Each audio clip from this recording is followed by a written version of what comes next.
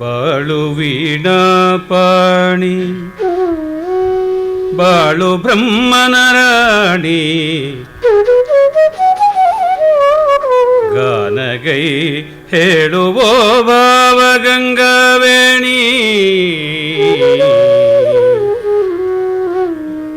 ನಂದನದಿ ತುಂಬಿಯೋಂಕೃತಿ ತುಂಬಿ ಮೊರೆವಂತೆವೋ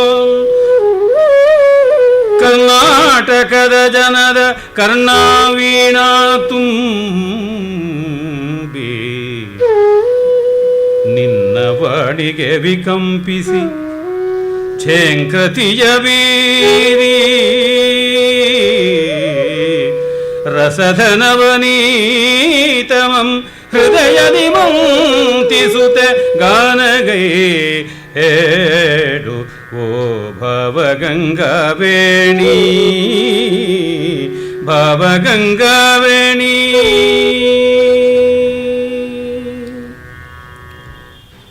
ರಾಮಾಯಣ ದರ್ಶನಂ ವಾಚನ ವಾದನ ವ್ಯಾಖ್ಯಾನದ 2ನೆಯ ಕಂತಿನ 4ನೇ ದಿವಸಕ್ಕೆ ಬರ್ತಾ ಇದ್ದೀವಿ ನಾವು.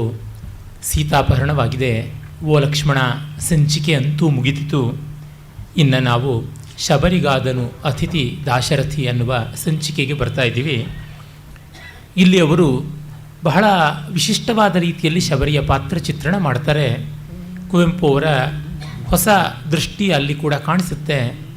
ಜೊತೆಗೆ ಅದಕ್ಕಿಂತ ಮಿಗಿಲಾಗಿ ನನಗೆ ಈ ಸಂಚಿಕೆಯಲ್ಲಿ ಸೊಗಸಾದದ್ದು, ಅರ್ಥಪೂರ್ಣವಾದದ್ದು ಅನಿಸುವುದು ಏನೆಂದರೆ ಕಬಂಧ ವಧೆಯ ಆ ಒಂದು ಭಾಗ. ಕಬಂಧನನ್ನು ಮಹರ್ಷಿ ವಾಲ್ಮೀಕಿಗಳು ಅತ್ಯದ್ಭುತವಾದ ಒಂದು ಸಂಕೇತವಾಗಿ ತೆಗೆದುಕೊಂಡಿದ್ದಾರೆ ಅಂತ ನನಗೆ ಅರಿವಾದದ್ದು ರಾಮಾಯಣ ದರ್ಶನ ಓದಿದಾಗಲೇ. ರಾಮನಿಗೆ ಬಂದ ಆ ಒಂದು ಡಿಪ್ರೆಷನ್ ಯಾವುದಿದೆ, ಮನಃಖಿನ್ನತೆ, ಆ ಮನಃಖಿನ್ನತೆಯೇ ಕಬಂಧ ಅನ್ನುವ ಒಂದು ಸ್ವರೂಪವನ್ನು ತಂದುಕೊಡ್ತಾರೆ. ಆ ರೀತಿಯಾದ ಸಪ್ಪೆತನ, ಮಂಕು ಎಲ್ಲೆಲ್ಲಿಯೂ ಇದೆ. ಆ ರಾಕ್ಷಸ ಸ್ವರೂಪ ಹೇಗೆ ಕಾಣಿಸಿದ್ದು ಅಂತಂದರೆ ಭಯಂಕರವಾದ ಬೀಭತ್ಸದ ವರ್ಣನೆಯನ್ನು ಕೂಡ ಮಾಡ್ತಾರೆ. ನೋಡಿ, ನೋಡುತ್ತೀರೆ ರಾಘವಂ ಮೂಡಿತೊಂದು ಅಕಶೇರು ಕಶ್ಮಲ ಸರೀಸೃಪಂ ಮಂಜ ಮೈಗೊಂಡಂತೆ ಓಲ್ ಶ್ಲೇಷ್ಮ ಚರ್ಮದಿಂ ಭೀಕರತೆ ವೆತ್ತುದ ವಿಕೃತ ತಿರ್ಯಗ್ಯೋನಿ ಕುಕ್ಷಿಗಂ ವ್ಯಾಳಾಕೃತಿಯ ರಾಕ್ಷಸಂ ಇಲ್ಲ ಕೈ ಇಲ್ಲ ಕಾಲ್ ಎಲ್ಲ ಮೈ ಹೊಟ್ಟೆ ತಾನದೆ ಮಂಡೆ ಕಾಲುಗಳ ತೋಳುಗಳು ಕಿವಿಗಳಿರ್ಪಡೆಯಿಂದೆ ಚಾಚಿದುವು ಯೋಜನಂ ಪಂಚನಖ ನಿಶಿತಾಗ್ರಗಳು ದೀರ್ಘ ಬಾಹುದ್ವಯಂ ಹೊಟ್ಟೆ ಮಂಡೆಯ ಮಧ್ಯೆ ಭೀತಿ ಭೂತಗಳೆರಡು ತುಂತಿನ ಅವತಾರಮಂ ನೋಂತುವೊಲ್ ಆಭೀಳಮಾದುವು ಮಹಾ ಗುಹಾ ಕುಕ್ಷಿ ಕುಹರಾಕ್ಷಿ ಅಂತ. ಮಹಾ ಗುಹಾ ಕುಕ್ಷಿ ಕುಹರಾಕ್ಷಿ ಆ ಪದ ಸಂಘಾತ ನೋಡಿ ಯಾವ ಥರ ಇದೆ.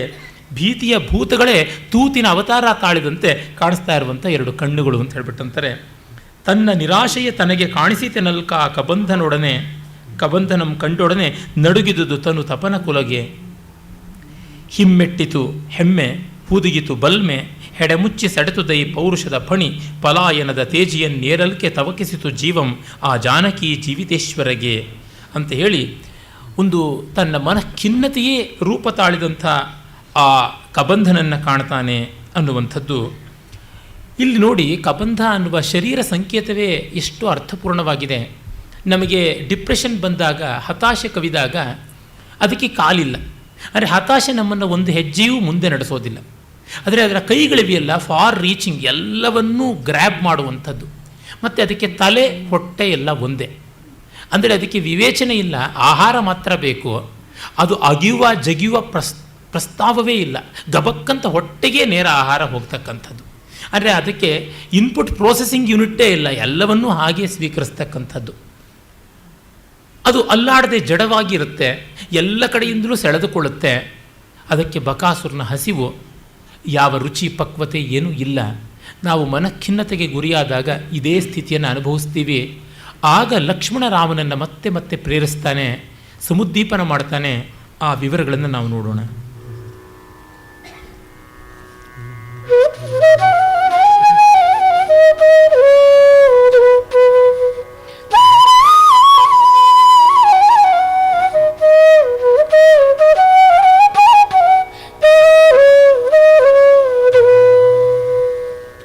ಬೆಮರ್ದು ನೆಗೆದೆಳ್ತನ್ನು ರಘುತ್ವಗಂ ಕಣ್ತೆರೆದು ಬೆಮರ್ದು ನೆಗೆದೆಳ್ತನ್ ರಘುತ್ವಗಂ ಕಣ್ತೆರೆದು ಮೈ ತಿಳಿದು ಭಯಮೂರ್ಛೆಯಿಂ ನೆಗಳ್ದೆಳ್ತನ್ ಸುಯ್ದ ನಿಂತೆಂದು ಬದುಕಿದೆನು ನಿನ್ನಿಂದೆ ಸೌಮಿತ್ರಿ ಸುಯ್ದ ನಿಂತೆಂದು ಬದುಕಿದೆನು ನಿನ್ನಿಂದೆ ಸೌಮಿತ್ರಿ ತಿಳಿದವಂ ತನ್ನ ನೆರಳಿಗೆ ತಾನೇ ಹೆದರುವನೆ ತಿಳಿದವಂ ತಿಳಿದ ಮೇಲಲ್ತೆ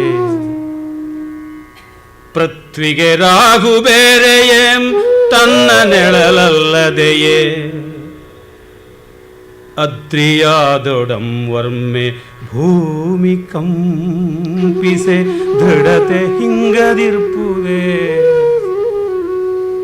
ಅದ್ರಿಯಾದೊಡಂ ವರ್ಮೆ ಭೂಮಿ ಕಂಪಿಸೆ ದೃಢತೆ ಹಿಂಗದಿರ್ಪುದೆ ಅಂತೆ ತಾಂ ನಡುಗುತ್ತಿದೆ ರಾಮಧೈರ್ಯಂ ತಮ್ಮ ಅಂತೆ ತಾಂ ನಡುಗುತ್ತಿದೆ ರಾಮಧೈರ್ಯಂ ಆ ಭೂಮಿ ಸುತೆಗಾಗಿ ಆ ಭೂಮಿ ಸುತೆಗಾಗಿ ನಡುಗುತ್ತಿದೆ ರಾಮಧೈರ್ಯಂ ನಿಲ್ಲುವುದು ನಿನ್ನ ನೆಮ್ಮಿರಲ್ ಅದ್ರಿ ತಮ್ಮ ನಿಲ್ಲುವುದು ನಿನ್ನ ನೆಮ್ಮಿರಲ್ ಅದ್ರಿ ಕೇಳ್ ಸುಸ್ಥಿರಂ ನಿನ್ನಿಂದೆ ಸತ್ತನೋ ನಿಶಾಚರಂ ಕೊಂದೆನೋ ನಿರಾಶೆಯಂ ಗೆಲ್ದೆನೋ ಕಬಂಧನಂ ಹತವಾದುದೋ ಹತಾಶೆ ಕಿರಣದೋರಿದುದಾಶೆ ತಮ್ಮ ಕಿರಣದೋರಿದು ಆಶೆ ಬಾ ನಡೆವವಿಲ್ಲಿಂದೆ ಬಲ್ಗಜ್ಜಮಿದಿರಿರ್ಪುದೈ ಮುಂದೆ ಬಾ ತಮ್ಮ ನಡೆವಮಿಲ್ಲಿಂದೆ ಬಲ್ಗಜ್ಜಮಿದಿರಿರ್ಪುದೈ ಮುಂದೆ ಸೌಮಿತ್ರಿ ಎಂದಪ್ಪಿದಣ್ ಅಣ್ಣನನ್ ಅಪ್ಪಿದನ್ ಎಂದಪ್ಪಿದಣ್ಣನನ್ ಅಪ್ಪಿದನ್ ಸಂತೈಸಿದನ್ ಲಕ್ಷ್ಮಣಂ ಮೇಲೆ ಮುಂಬರಿದು ತೆರಳ್ದರಿರುವರು ಮೂಡಿದ ಆಸೆಗವಳಿ ಜೋಡಿನಂತೆ ಮೇಲೆ ಮುಂಬರಿದು ತೆರಳ್ದರಿರುವರು ಮೂಡಿದ ಆಸೆಗಳೇ ಅವಳಿ ಜೋಡಿ ನಡೆವಂತೆ ಮುಂಬರಿದು ನಡೆದಲ್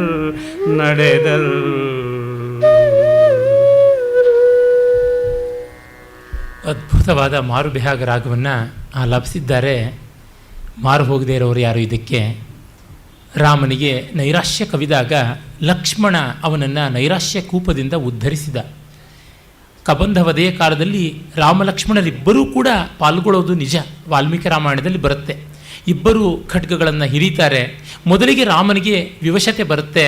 ಲಕ್ಷ್ಮಣ, ನೀನಾದರೂ ತಪ್ಪಿಸಿಕೊಂಡು ಹೋಗು, ನಾನು ಈ ಭೂತಕ್ಕೆ ಆಹುತಿಯಾಗ್ತೀನಿ, ನೀನು ಹೋಗಿ ಸುಮಿತ್ರೆಯ ಕಂದನಾಗಿ ಬಾಳು, ಭರತಾದಿಗಳಿಗೆ ಹೇಳು, ನಮ್ಮ ಕಥೆ ಮುಗಿಯಿತು ಅಂತ ಹೇಳಪ್ಪ ಅಂತೆಲ್ಲ ಅಂತಾನೆ.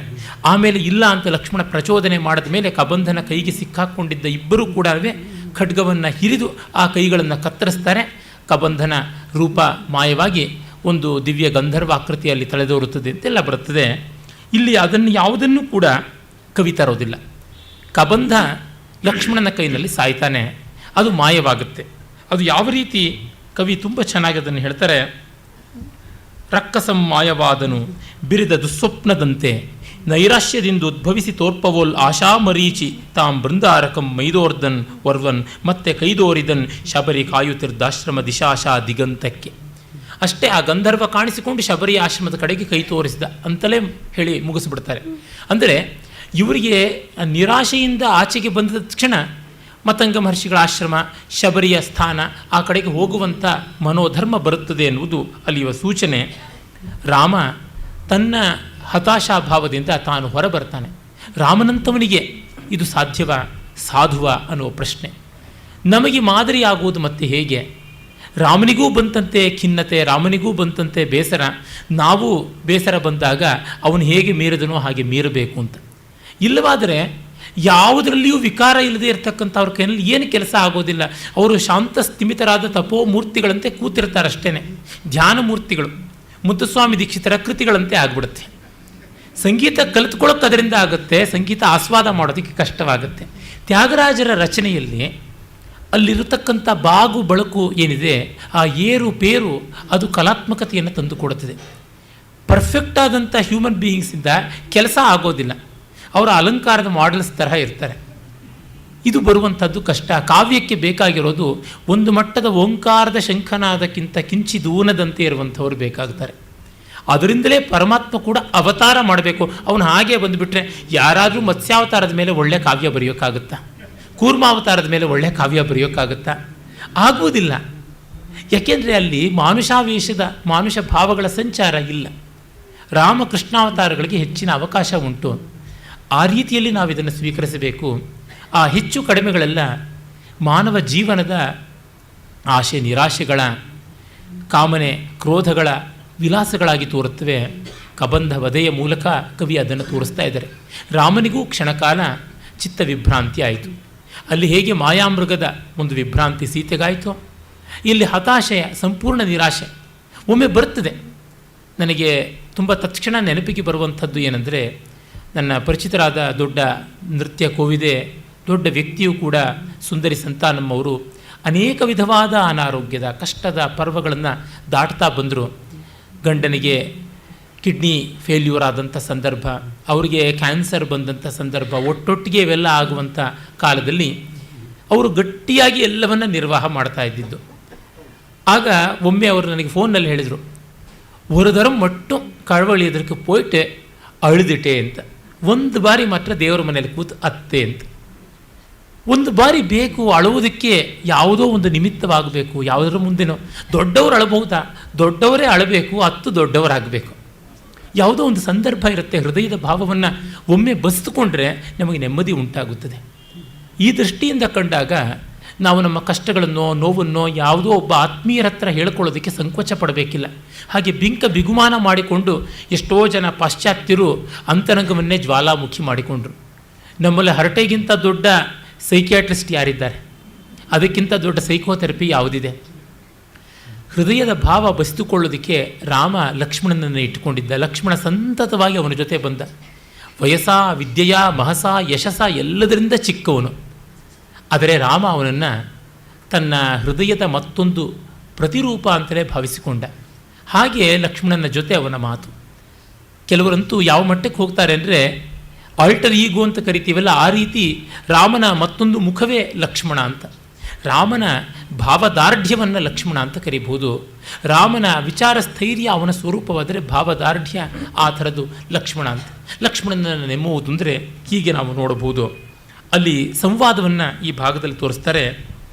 ಬದುಕಿದನು ನಿನ್ನಿಂದೆ ಸೌಮಿತ್ರಿ ಅಂತ ರಾಮ ಹೇಳಿದಾಗ, ತಿಳಿದವಂ ತನ್ನ ನೆರಳಿಗೆ ತಾನೇ ಹೆದರುವನೇ ಅಂತ ಲಕ್ಷ್ಮಣ. ನಿನ್ನ ನೆರಳಿಗೆ ನೀನೇ ಹೆದರುವುದು ಹೇಗಾಗುತ್ತಣ್ಣ, ನಾನು ಮಾಡಿದ್ದೇನೂ ಇಲ್ಲ ಅಂತಾನೆ. ತಿಳಿದವಂ ತಿಳಿದ ಮೇಲಲ್ತೆ, ತಿಳಿದವನು ಅಂತ ನನಗೆ ಗೊತ್ತಾಗೋದು ತಿಳಿದ ಮೇಲಲ್ವಾ ಅಂತ. ಪೃಥ್ವಿಗೆ ರಾಹು ಬೇರೆ ಏಂ ತನ್ನ ನೆರಳಲ್ಲದೆಯೇ? ಭೂಮಿಗೆ ತನ್ನ ನೆರಳಲ್ಲದೆ ರಾಹು ಅನ್ನೋದು ಮತ್ತೊಂದು ಉಂಟ ಅಂತ ಲಕ್ಷ್ಮಣ ಹೇಳ್ತಾನೆ. ಅದ್ರಿಯಾದುಡಂ ವರ್ಮೆ ಭೂಮಿ ಕಂಪಿಸೆ ದೃಢತೆ ಹಿಂಗದಿರ್ಪುದೆ. ಬೆಟ್ಟವಾದರೂ ಭೂಮಿ ಅಲ್ಲಾಡಿದರೆ ಅದು ಅಲ್ಲಾಡಬೇಕಲ್ವ, ನಾನು ಹಾಗೆ ಅಲ್ಲಾಡಿದ್ದೀನಪ್ಪ ಅಂತ. ಹೀಗೆಯೇ ರಾಮನ ಧೈರ್ಯವೂ ಆಯ್ತಪ್ಪ. ನೀನು ನನ್ನ ನಿರಾಶೆಯ ಪ್ರೇತವನ್ನು ಕೊಂದೇನೋ ನಿರಾಶೆಯಂ ಗೆಲ್ದೆನು ಕಬಂಧನಂ ಹತವಾದುದು ಹತಾಶೆ ಅಂತ ಹೇಳಿ ಇಬ್ಬರೂ ಕೂಡ ಆಶೆಯ ಅವಳಿ ಮಕ್ಕಳಂತೆ ಹೊರಟರು ಅಂತ. ಇಷ್ಟು ಸೊಗಸಾದ ಒಂದು ಅಮೂರ್ತ ಉಪಮಾನವನ್ನು ಕೊಡ್ತಾರೆ. ಈ ರೀತಿಯಾದ ಉಪಮಾನಗಳನ್ನು ಕೊಡುವುದು ಸಾಮಾನ್ಯ ಕವಿಗೆ ಆಗೋದಿಲ್ಲ. ಮೂರ್ತಕ್ಕೆ ಮೂರ್ತವನ್ನು ತುಂಬ ಸುಲಭವಾಗಿ ಹೊಂದಿಸ್ತಾರೆ. ಅಮೂರ್ತಕ್ಕೆ ಮೂರ್ತವನ್ನು, ಮೂರ್ತಕ್ಕೆ ಅಮೂರ್ತವನ್ನು ಹೋಲಿಕೆಯಾಗಿ ಕೊಡುವುದು ವಿಶೇಷವಾದ ಪ್ರತಿಭಾಸಿದ್ಧಿ. ಅದನ್ನು ನಾವಿಲ್ಲಿ ಕಾಣ್ತೀವಿ. ಇತ್ತ ಶಬರಿ ಇವರುಗಳಿಗಾಗಿ ಪ್ರಾರ್ಥನೆ ಮಾಡ್ತಾ ಇದ್ದಾಳೆ. ಅವಳ ಪ್ರಾರ್ಥನೆ ಮಹಾಪ್ರತೀಕ. ನಿರೀಕ್ಷೆಯ ನೋಂಪಿ ಅಂತ ಕರೆಯಬಹುದು. ಶಬರಿ ವ್ರತ ಚಾತಕ ವ್ರತದಂತೆ ಒಂದು ಅನೇಕ ಕವಿಗಳನ್ನು ಆಕರ್ಷಿಸಿದೆ. ಕನ್ನಡದಲ್ಲಂತೂ ವಿ ಸಿ ಅವರ ಬಹಳ ಪ್ರಸಿದ್ಧವಾದ ಗೀತಗಳು, ಕವಿತಾ ಸಂಗ್ರಹದ ಶಬರಿ ಇರಬಹುದು. ಪುಣ್ಯಲಹರಿ ಎನ್ನುವ ಪಿರಿಯಕ್ಕರದ ಖಂಡಕಾವ್ಯ ನಮ್ಮ ಸೇಡಿಯಾಪು ಕೃಷ್ಣ ಭಟ್ರದು, ಅದು ಇರಬಹುದು. ಕಡೆಗೆ ಕುವೆಂಪು ಅವರ ಈ ಒಂದು ಸಂಚಿಕೆ ಇರಬಹುದು. ಅನೇಕತ್ರ ಶಬರಿಯ ನಿರೀಕ್ಷೆ ಬಂದಿದೆ. ಇದು ಒಂದು ಮಹಾವ್ರತವಾಗಿ ಸಹನೆಯ, ವಾತ್ಸಲ್ಯದ, ಪ್ರೇಮದ ಪ್ರತೀಕವಾಗಿ ಕಂಡಿದೆ. ಅದನ್ನು ಕವಿ ವರ್ಣನೆ ಮಾಡಿರುವ ರೀತಿ ನೋಡೋಣ.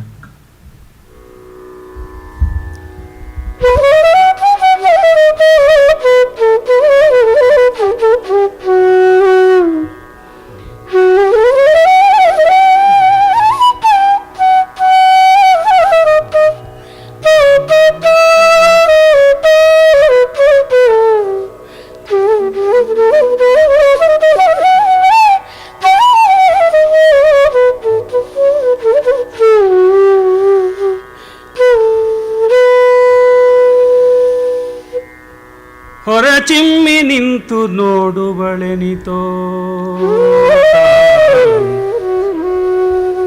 ಹೊರಚಿಮ್ಮಿ ನಿಂತು ನೋಡುವಳೆನಿತೋ ಕಾಲಂ. ಆ ಭುವಿಯ ಬೈತಲೆಯಂತೆ ಬಯಲ ನಡು ನಿಡುಪರಿದು ಸಮೇದ ಕಾಲ್ದಾರಿ ಕೀಳ್ವಟ್ಟೆಯಂ. ನಿಂತು ನೋಡುವಳೆನಿತೋ ಕಾಲಂ. ತನ್ನೊಳಗೆ ಗೊಣಗುವಳ್, ತನ್ನೊಳಗೆ ಗೊಣಗುವಳ್, ಗುಣಿಸುವಳ್ ಮತ್ತೆ ಮತ್ತೊಳವೊಕ್ಕು. ತನ್ನೊಳಗೆ ಗೊಣಗುವಳ್, ಗುಣಿಸುವಳ್ ಮತ್ತೆ ಮತ್ತೆ ಒಳವೊಕ್ಕು. ತೆಂಗಿನ ಗರಿಯ ಪೊರಕೆಯಂ ತಂದು ಮನೆಯ ಮುಂದೆ ಗೋಮಯಂ ಬಳಿದ ಜಗುಲಿಯ ತರಗು ಸದೆಗುಡಿಸಿ ಸೊಂಟಗೈಯಾಗಿ ನಿಲ್ವಳ್. ಮನೆ ಮುಂದೆ ಗೋಮಯಂ ಬಳಿದ ಜಗುಲಿಯ ತರಗು ಸದೆಗುಡಿಸಿ ಸೊಂಟಗೈಯಾಗಿ ನಿಲ್ವಳ್. ಮತ್ತೆ ನಿಡುನಟ್ಟು ನಿಟ್ಟಿಪಳ್ದೂರ ವನ ಸೀಮಾಂತ. ಸೀಮಂತ ರೇಖೆಯನಲೊಪ್ಪುವ ಬಟ್ಟ ಬಯಲ್ವಟ್ಟೆಯಂ. ಮತ್ತೆ ನಿಡುನಟ್ಟು ನಿಟ್ಟಿಪಳ್ದೂರ ವನ ಸೀಮಾಂತ. ಸೀಮಂತ ರೇಖೆಯನಲೊಪ್ಪುವ ಬಟ್ಟ ಬಯಲ್ವಟ್ಟೆಯಂ. ಶಬರಿಗಿಂತಿರೆ ನಿರೀಕ್ಷಣೆಯ ನೋಂಪಿ.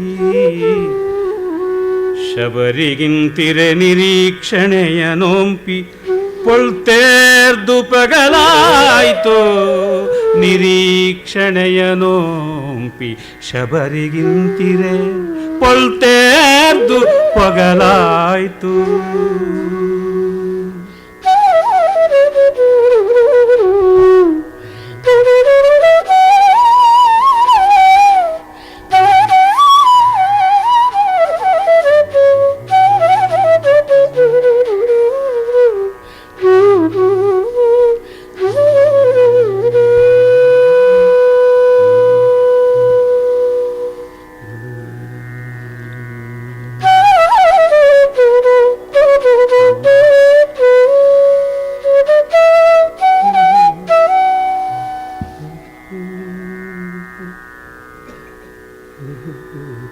ಬಾನ್ಗಾವಲಿಯ ಮಧ್ಯೆ ಕಿರಣ ರವಿತಾಂ. ಬೆಳ್ಳಿಗನಿಯಾಗಿ ಕರೆದುದು ಬಿಸಿಲ ಕೆಂಬೇಗೆಯಂ. ಪುಲ್ಗಾವಲಿನ ನಡುವೆ ಮುದುಕಿಯ ಕಣ್ಣಿಗಾರೋ ಬರ್ಪಬೋಲ್ ಭ್ರಾಂತಿ.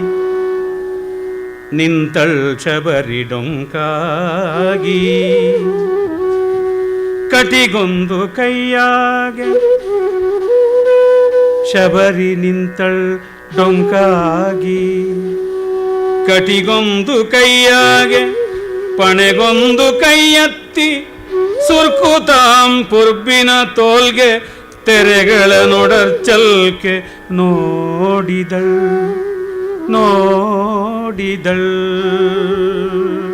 ಕಣ್ಮೊಲೆಯ ಕೀಲ್ ಮಾಡಿ ದೇಶ ದೇಗವನಂತೆ ತನ್ನ ಸಂದೇಗಮಂ ಕೊರೆದಳ್ ತಿರುಪ್ಪಿ ಕೊರೆದಳ್ ಮರಳಿ ಮರಳಿ ಕಂಡರಿವಳೆಂ ಶಬರೆ ರಾಮ ಲಕ್ಷ್ಮಣರನ ದುಸ್ಥಿತಿಯ ವೇಷದಲ್ಲಿ ಭಗವದಾಗಮನಮೇಂ ಭಕ್ತನ ನಿರೀಕ್ಷಿಸಿದ ರೂಪದಿಂ ಬಂದಪುದೆ ಭಗವದಾಗಮನಮೇಂ ಭಕ್ತನ ನಿರೀಕ್ಷಿಸಿದ ರೂಪದಿಂ ಬಂದಪುದೆ ಸುಖದ ಓಲಾಶಿಸಲ್ ದುಃಖದೋಲ್ ಮೈದೋರಿ ಭಕ್ತನನಿತಂ ಸುಲಿದು ನೈವೇದ್ಯಮಂ ಕೊಳದೆ ಪೇಣ್ ಅಹಂಕಾರಮಂ ದಿವ್ಯ ಶೂನ್ಯತೆಗತ್ತು ಬೋಲ್ ಸಂಪೂರ್ಣತಾ ಸಿದ್ಧಿಯೋ.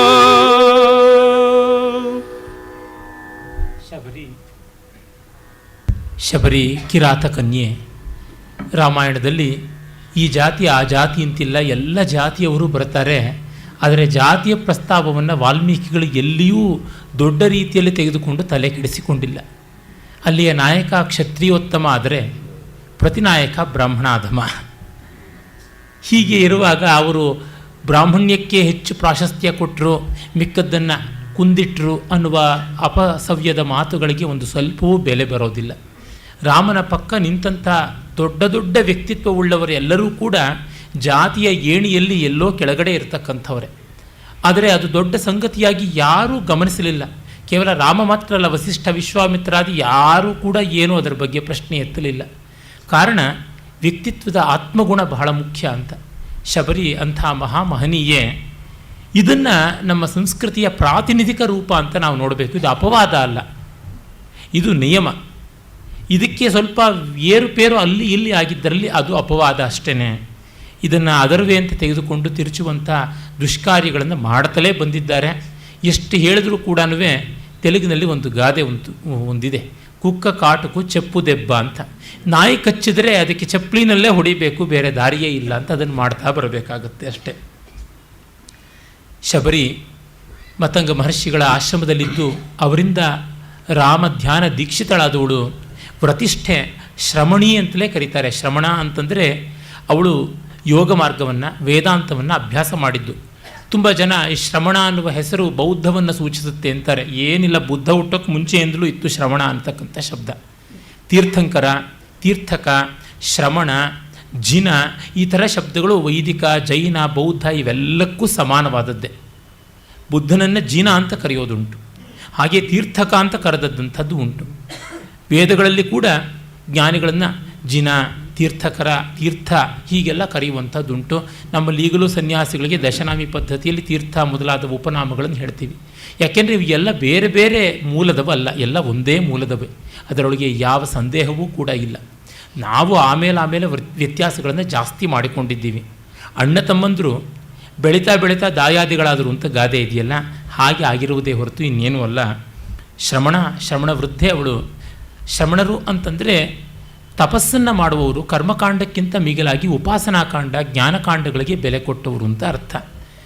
ಆ ರೀತಿಯಾದ ಜ್ಞಾನಕಾಂಡೋಪಾಸನೆಯಾದವಳು ತಪಸ್ವಿನಿ ಶಬರಿ. ಆಕೆ ಮತಂಗ ಅನ್ನುವ ಹೆಸರಿನಿಂದಲೇ ಗೋಚರವಾಗುವಂತೆ ಆತ ಕೂಡ ಶೂದ್ರವರ್ಗಕ್ಕೆ ಸೇರಿದ ಮಹರ್ಷಿ, ಆದರೆ ಮಹತ್ ಪ್ರಭಾವಶಾಲಿ. ಅದರಿಂದಲೇ ಗೊತ್ತಾಗುತ್ತದೆ ತಪಸ್ಸು ಈ ಜಾತಿಗೆ ಆ ಜಾತಿಗೆ ಅಂತ ಮೀಸಲಾದಂಥ ರಿಸರ್ವ್ಡ್ ಫೋರ್ಸ್ ಆಗಿರಲಿಲ್ಲ.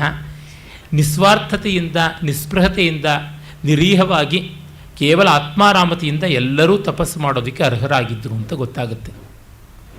ಮತಂಗನ ಆಶ್ರಮದಲ್ಲಿಯೇ ಇದ್ದು ಆತನ ಅವಸಾನದ ಬಳಿಕ ಆತನ ಅಧಿಷ್ಠಾನವನ್ನು ಆರಾಧನೆ ಮಾಡಿಕೊಂಡು ಅಲ್ಲಿಯೇ ಸಾಧನೆ ಮಾಡಿಕೊಂಡಿದ್ದವಳು ತಪಸ್ವಿನಿ ಶಬರಿ.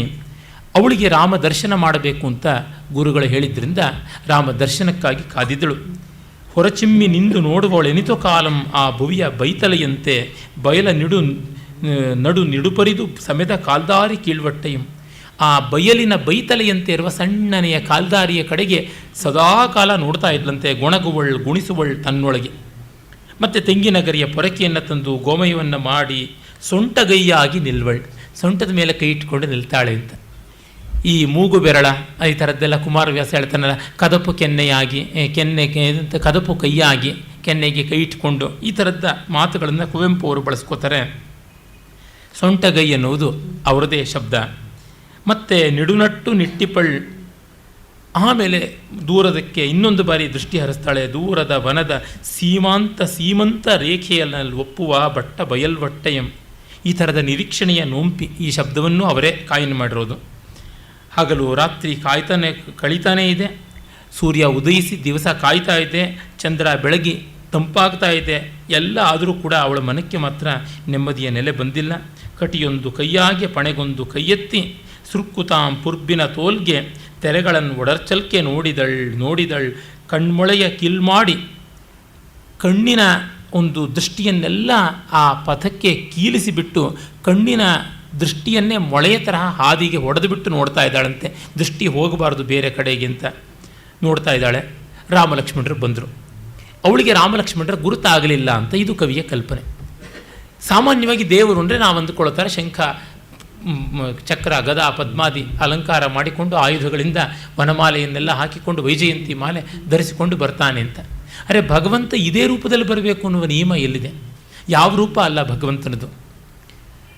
ಈಚೆಗೆ ಒಬ್ಬ ಹಿಂದೂ ತರುಣ ಇಸ್ಲಾಮಿಗೆ ಮತಾಂತರ ಬ್ರೈನ್ ವಾಷಿಂಗ್ ಮೂಲಕ ಅವನೂ ಅರೆಬರೆ ತಿಳ್ಕೊಂಡವನು, ಮತಾಂತರಗೊಂಡು ನಮ್ಮ ಮನೆಗೆ ಬಂದಿದ್ದ. ಅವರ ತಂದೆ ತಾಯಿಗಳೆಲ್ಲ ಗೋಳಾಡಿಕೊಂಡು ಬಂದಿದ್ದರಿಂದ ನಿಮ್ಮ ಹಾನ್ಸಿಗೆಲ್ಲ ಸೇರಿಸಿದ್ರು, ಅಲ್ಲಿ ಏನೂ ಆಗುವುದಲ್ಲ ಇದು ಅಂತ. ಆಗ ನಮ್ಮ ಮನೆಗೆ ಬಂದಾಗ ನೋಡಿ, ವೇದದಲ್ಲಿ ಹೇಳಿರುವಂಥ ನಿಜವಾದ ಸತ್ಯವನ್ನು ಇಸ್ಲಾಂನಲ್ಲಿಯೇ ಹೇಳಿರೋದು, ಅದಕ್ಕಾಗಿ ನಾನು ಮತಾಂತರಗೊಂಡಿದ್ದೀನಿ ಅಂತ. ಏನಪ್ಪ ಹೇಳಿದ್ದಾರೆ? ವೇದದಲ್ಲಿ ವಿಗ್ರಹಾರಾಧನೆ ಇಲ್ಲ, ನ ತಸ್ಯ ಪ್ರತಿಮಾ ಅಸ್ತಿ ಅಂತ ವೇದದಲ್ಲಿ ಬರುತ್ತೆ. ಹಾಗಾಗಿ ನಾನು ಇಸ್ಲಾಮಿನಲ್ಲಿ ವಿಗ್ರಹಾರಾಧನೆ ಇಲ್ಲ ಅಂತ ಹೋಗಿದ್ದೀನಿ ಅಂತ. ಇದಕ್ಕೆ ಮೊದಲು ಈ ಅರ್ಥವೂ ಅಲ್ಲ, ಇದು ಆರ್ಯ ಸಮಾಜದವರು ಮಾಡಿದ ಅನರ್ಥ. ಪಾಶ್ಚಾತ್ಯರು ನಮ್ಮ ಮೇಲೆ ಆಕ್ರಮಣ ಮಾಡಿ ವೈಚಾರಿಕವಾಗಿ ನಿಮ್ಮ ದೇವರುಗಳಿಗೆ ಐಡಲೇಟ್ರಸ್ ಅಂತೆಲ್ಲ ನೀವು ವಿಗ್ರಹಾರಾಧನೆ ಗೊಂಬೆಗಳನ್ನು ಪೂಜೆ ಮಾಡ್ತೀರ ಅಂದರೆ, ಇಲ್ಲ ನಾವು ನಿರಾಕಾರವನ್ನೇ ಪೂಜೆ ಮಾಡ್ತಾ ಇದ್ದಿದ್ದು ಅನ್ನೋದಕ್ಕೆ ತಿರುಚಿ ಅರ್ಥ ಮಾಡಿದ್ದಾರೆ ದಯಾನಂದ ಸರಸ್ವತಿಗಳು. ಇಂದ್ರನಿಗೆ ಸಮಾನ ಯಾರೂ ಇಲ್ಲ ಅಂತ ಅರ್ಥವೇ ಹೊರತುನುವೆ ದೇವರ ವಿಗ್ರಹ ಇಲ್ಲ ಅಂತ ಅರ್ಥ ಅಲ್ಲ. ವೇದದಲ್ಲಿಯೇ ಬೇಕಾದಂತೆ ಇಂದ್ರನಿಗೆ ಇಂಥ ಗಡ್ಡ ಇದೆ, ಅಂಥ ಬಣ್ಣ ಇದೆ ಅಂತೆಲ್ಲ ಬೇಕಾದಷ್ಟು ವರ್ಣನೆಗಳು ಬರುತ್ತೆ. ರುದ್ರನಿಗೆ ಈ ಥರದ ಆಕಾರ ಉಂಟು, ತ್ವಷ್ಟ್ರ ಹೀಗೆ, ಅಶ್ವಿನಿ ದೇವತೆಗಳು ಹಾಗೆ ಅಂತೆಲ್ಲ ಬರುತ್ತೆ. ಭಗವಂತ ಸಾಕಾರವೂ ಹೌದು, ನಿರಾಕಾರವೂ ಹೌದು. ಮೊದಲಿಗೆ ಅವರು ತಿರುಚಿರ್ತಕ್ಕಂಥ ಅರ್ಥ ತಗೊಂಡಿದ್ದಾರೆ. ಹಾಗೆ ತೆಗೆದುಕೊಂಡವರು ರೂಪ ಮಾತ್ರ ದೇವರಿಗಿಲ್ಲ ಅಂತಂದರೆ, ರೂಪಧೇಯ ನಾಮಧೇಯ ಎಲ್ಲವೂ ಕೂಡ ಇಂದ್ರಿಯ ಗ್ರಾಹ್ಯವಾದದ್ದಲ್ವ. ಪರಮಾತ್ಮ ಇಂದ್ರಿಯ ಗ್ರಾಹ್ಯ ಅಲ್ಲ ಅನ್ನುವ ಅರ್ಥದಲ್ಲಿ ಇಸ್ಲಾಂ ಆ ತತ್ವವನ್ನು ಹೇಳುತ್ತೇನೆ. ನಮಗೂ ಒಪ್ಪಿಗೆ, ಎಲ್ಲರಿಗೂ ಒಪ್ಪಿಗೆ. ಅದು ತತ್ವ ಇರಬೇಕು. ಇಸ್ಲಾಮಿಗೆ ಬೇಕಾದ್ರೆ ನಾವು ಶುದ್ಧೀಕರಣ ಹೇಳೋಣ, ಅವರು ನಮಗೇನು ಶುದ್ಧೀಕರಣ ಕೊಡಬೇಕಾಗಿಲ್ಲ. ಕಾರಣ ಭಗವಂತ ಇಂದ್ರಿಯಾತೀತ ಅಂತನ್ನುವಲ್ಲಿ ಅವನು ನಾಮ ರೂಪ ಎರಡಕ್ಕೂ ಅತೀತ, ಆಲೋಚನೆಗೂ ಅತೀತ. ಆದರೆ ಅವನು ಹಿಡಿಯೋದು ಹೇಗೆ ಆಗಿದ್ದರೆ ಒಂದು ಉಪಲಕ್ಷಣ ಬೇಕಲ್ಲ, ಸ್ವರೂಪ ಲಕ್ಷಣ ಅಲ್ಲದೆ ಇದ್ದರೂ ತಟಸ್ಥ ಲಕ್ಷಣ ಬೇಕು ಅಂತಂದಾಗ ಯಾವುದೋ ಒಂದು ಹೆಸರು, ಯಾವುದೋ ಒಂದು ರೂಪ ಅಂತ ಮಾಡಿಕೊಳ್ಬೇಕು. ಇಲ್ಲ, ಕಣ್ಣಿಗೆ ಕಾಣಿಸಬಾರ್ದಂತೆ, ಕಿವಿಗೆ ಮಾತ್ರ ಕೇಳಿಸ್ಬೋದೋ ಶಬ್ದ. ಕಣ್ಣು ಕೀಳು ಕಿವಿ ಮೇಲೋ, ನಿನ್ನ ಕಣ್ಣಿಗೆ ಚುಚ್ಚೋದ ನಾನು ಹಾಗಿದ್ರೆ, ಕಣ್ಣು ಕೀಳಾದರೆ ಕಣ್ಣನ್ನು ಕಿತ್ತಾಕೋ. ಅಂದರೆ ಈ ಥರದ ಅಬದ್ಧಗಳು ಬರ್ತವೆ. ದೇವರಿಗೆ ಯಾವ ಆಕಾರ ಬೇಕಾದರೂ ಇರೋದಕ್ಕೆ ಸಾಧ್ಯ. ನಿರಾಕಾರ ಅಂದರೆ ಸಕಲಾಕಾರ ಅನ್ನುವ ಅರ್ಥ. ನಿರ್ಗುಣ ಅಂತಂದರೆ ಸಕಲ ಗುಣ. ಯಾವ ಗುಣ ಅಂತ ಹೇಳೋಣ, ಯಾವುದಲ್ಲ ಅಂತ ಹೇಳೋಣ, ಯತ್ತಾಕರಣ ಇಷ್ಟೇ ಅನ್ನುವ ಮಿತಿಕರಣ ಅಸಾಧ್ಯ ಅನ್ನುವ ತಾತ್ಪರ್ಯ. ಇದನ್ನು ನಮ್ಮ ಕವಿಗಳು, ನಮ್ಮ ಕಲಾವಿದರು, ನಮ್ಮಲ್ಲಿ ಸಾಮಾನ್ಯರಿಗೂ ಆ ಸಂವೇದನೆ ಇದ್ದದ್ದಾಗಿತ್ತು. ಕುವೆಂಪು ಅವರದೇ ಹೇಳ್ತಾರೆ, ಭಗವದ್ ಆಗಮನಮೇಂ ಭಕ್ತನ ನಿರೀಕ್ಷಿಸಿದ ರೂಪದಿಂ ಬಂದಪುದೆ. ಕನಕದಾಸರ ಒಂದು ಮಹಾತ್ಮ್ಯವನ್ನು ಕಂಡು ಗುರುತಿಸಿದಂಥ ವ್ಯಾಸತೀರ್ಥರು ಮಿಕ್ಕ ಅನುಯಾಯಿಗಳಲ್ಲಿದ್ದಂಥ ಸಣ್ಣತನವನ್ನು ಹೋಗಲಾಡಿಸಬೇಕು ಅಂತ, ದೇವರನ್ನು ತೋರಿಸ್ತೀಯಾ ಅಂದರೆ ತೋರಿಸ್ತೀನಿ, ನಾಳೆ ಹೊತ್ತಿಗೆ ಪೂಜೆಯ ಸಂದರ್ಭಕ್ಕೆ ಮಂಗಳಾರತಿ ಹೊತ್ತಿಗೆ ಬರಮಾಡು ಅಂತ. ನಾಯೊಂದು ಬಂತು.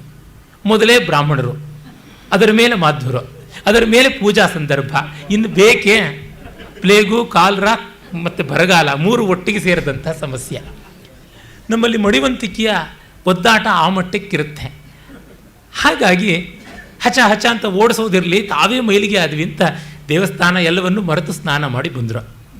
ಮತ್ತು ಏನು ಬರಲಿಲ್ವಾ ದೇವರು ಅಂದರೆ, ನಾಯಿ ರೂಪದಲ್ಲಿ ಬಂದಿದ್ನಲ್ಲ, ಚೇಚೆ ಮಡಿಯಾಗಿ ಬರಲಿ ಅಂತ. ಮರು ದಿವಸ ಸರ್ಪದ ರೂಪದಲ್ಲಿ ಬಂದರೆ ಆವಾಗ ಭಯದಿಂದ ಅವು ಹಾರಿದ್ರು. ಆಗ ಮಡಿಯ ಸಮಸ್ಯೆ ಬರಲಿಲ್ಲ, ಜೀವದ ಸಮಸ್ಯೆ ಬಂತು. ಆದರೆ ವ್ಯಾಸತೀರ್ಥರು ಮಹಾನುಭಾವರು ಅವರು ಇದನ್ನೆಲ್ಲ ಬಲ್ಲಂಥವರು, ಅವರಿಗೆ ಯಾವ ವಿಚಲಿತವಾಗುವಂಥ ಸ್ಥಿತಿಯೂ ಬರಲಿಲ್ಲ. ಅಂದರೆ ನಾವಿಚ್ಛಿಸಿದ ರೂಪದಲ್ಲಿ ಭಗವಂತ ಇರೋದಕ್ಕೆ ಸಾಧ್ಯವ. ರುದ್ರಾಧ್ಯಾಯದಲ್ಲಿ ಭಗವದ್ಗೀತೆಯ ವಿಭೂತಿ ಯೋಗದಲ್ಲಿ ಇದನ್ನು ಕಾಣ್ತೀವಿ ನಾವು. ಶೊಭ್ಯಶ್ಚ ವೋ ನಮಃ ಶ್ವಪತಿಭ್ಯಶ್ಚ ವೋ ನಮಃ ಅನ್ನುವಲ್ಲಿ ನಾಯಿಗಳ ಸ್ವರೂಪದಿಂದ ಇದ್ದಾನೆ, ನಾಯಿಗಳ ಯಜಮಾನ ಸ್ವರೂಪದಿಂದ. ಪುಂಜಿಷ್ಟೇಭ್ಯ, ಈ ಹಕ್ಕಿ ಪಿಕ್ಕಿ ಜನಾಂಗದವರು ಅಂತಾರಲ್ಲ, ಹಕ್ಕಿ ಪಕ್ಷಿಗಳನ್ನೆಲ್ಲ ಹಿಡ್ಕೊಂಡು ಪಳಗಿಸಿ ಅದನ್ನು ತಿಂದು ಮಾರಿ ಬದುಕತಕ್ಕಂಥವ್ರು, ಆ ರೀತಿಯ ಸ್ವರೂಪದಲ್ಲಿದ್ದವನಿಗೆ ನಮಸ್ಕಾರ. ಹೇಗೆ ಬೇಕಾದರೂ ತೆಗೆದುಕೊಳ್ಳಬಹುದು ಭಗವದ್ ರೂಪವನ್ನು. ನಮ್ಮ ಬಯಸಿದ ಆಕಾರ ಇಲ್ಲ ಅಂತಂದರೆ ನಮ್ಮ ಮಿತಿ ಅಷ್ಟೇ, ಇನ್ಯಾವುದೂ ಅಲ್ಲ. ಇದನ್ನು ಸನಾತನ ಧರ್ಮ ಹೇಳುತ್ತದೆ. ಆ ಕಾರಣದಿಂದಲೇ ಸನಾತನ ಧರ್ಮಕ್ಕೆ ಯಾರೂ ವಿರೋಧಿಗಳಲ್ಲ. ಆದರೆ ಎಲ್ಲರೂ ಸನಾತನ ಧರ್ಮಕ್ಕೆ ವಿರೋಧಿಗಳು. ಸನಾತನ ಧರ್ಮಕ್ಕೆ ಯಾರೂ ವಿರೋಧಿಗಳಲ್ಲ ಸನಾತನ ಧರ್ಮದ ದೃಷ್ಟಿಯಿಂದ. ಆದರೆ ಬೇರೆಯವರೆಲ್ಲರೂ ಸನಾತನ ಧರ್ಮ ತಮಗೆ ವಿರೋಧಿ ಅಂತ ಭಾವಿಸಿಕೊಳ್ತಾರೆ. ಇದನ್ನೇ ಗೌಡಪಾದರು ದ್ವೈತಿನೋಹಿ ವಿರುದ್ಧಂತೆ ತೈರಯಂನ ವಿರುದ್ಧತೆ ಪರಸ್ಪರಂ ವಿರುದ್ಧಂತೆ ಅವಿರೋಧಂ ನಿಬೋಧತ ಅಂತಂದರು. ಅಂದರೆ ದ್ವಂದ್ವ ದೃಷ್ಟಿಯಿಂದ ಆಗತಕ್ಕಂಥದ್ದು ಅದು ಅಂತ. ಹೀಗೆ ರಾಮ ಲಕ್ಷ್ಮಣರು ದೀನರಾಗಿ ವಿಶೀರ್ಣರಾಗಿ ಕಾಂದಿಶೀಕರಾಗಿ ಬಂದಾಗ ಶಬರಿಗೆ ಗುರುತಿಸಲಾಗಲಿಲ್ಲ ಅಂತ. ಅಲ್ಲಿ ಆ ಸಮಸ್ಯೆ ಬರಲಿಲ್ಲ, ಇಲ್ಲಿ ಬಂತು. ಹಾಗೆ ಮಾಡುವುದರ ಮೂಲಕ ಅವರು ಕಂಡ ಹೆಚ್ಚಿನ ಪ್ರಯೋಜನ ಏನು ಅಂತ ಅನ್ನೋದನ್ನು ನೋಡಬೇಕು. ಇಲ್ಲಿ ನೋಡಿ ಮುಂದೆ ಅವರು ಹೇಳ್ತಾರೆ, ಭಕ್ತನ ಅನಿತಂ ಸುಲಿದು ನೈವೇದ್ಯಮಂ ಕೊಳದೆ ಸುಖದವೋಲ್ ಆಶಿಸಲ್ ದುಃಖದೋಲ್ ಮೈದೋರಿ ಭಕ್ತನ ಅನಿತಂ ಸುಲಿದು ನೈವೇದ್ಯಮಂ ಕೊಳದೆ ಪೇಳ ಅಹಂಕಾರಮಂ ದಿವ್ಯ ಶೂನ್ಯತೆಗೆ ಅದ್ದುವೋರ್ ಸಂಪೂರ್ಣತಾ ಸಿದ್ಧಿವೋಲ್ಲಂತ.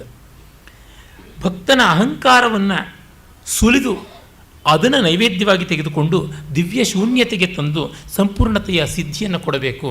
ಅದಕ್ಕಾಗಿ ಭಗವದ್ ಲೀಲೆ ಎಷ್ಟೋ ಬಗೆ ಇರುತ್ತೆ. ಹಾಗೆ ಯಾವ ಥರ ಇದ್ದರು? ಹೊದೆಗೆದರ್ದ ತಲೆ ಕೊಳೆ ಬೆಮರ್ ಪತ್ತಿದ ಉಡೆ ತೇಜಂ ಮಸುಳ್ದ ಮೊಗಂ ಖಿನ್ನತೆಯ ಕೋರೆ ಎತ್ತಿದ ಕಪೋಲದ ಪೊಲಂ. ಖಿನ್ನತೆಯ ಕೋರೆ, ಖಿನ್ನತೆ ಅನ್ನುವ ರಾಕ್ಷಸ ಕೋರೆಗಳನ್ನು ಬಿಟ್ಟಂತೆ ಗಡ್ಡ ಮೀಸೆಗಳು ಎದ್ದು ಕಾಣ್ತಾ ಇದೆ ಅಂತ. ಖಿನ್ನತೆಯ ಕೋರೆ ಎತ್ತಿದ ಕಪೋಲದ ಪೊಲಂ, ಕೆನ್ನೆಯ ಹೊಲ.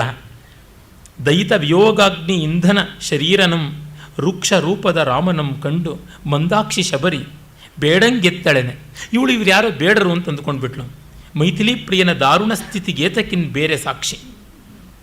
ಕೋಗಿಲೆಯ ಮರಿಯೆಂದು ತುಡುಕಿದರೆ ಕಾಗೆ ಮರಿ ಕೂಗಿದ ಓಲಾಯ್ತೆಂದು ಬಗೆಯುಲ್ಲಸಂ ಕುಗ್ಗಿ ಮುದುಕಿ ಆ ಬಂದರಂ ಭೀಕರಾಕಾರರಂ ನೋಡುತ್ತಿದ್ದಳು.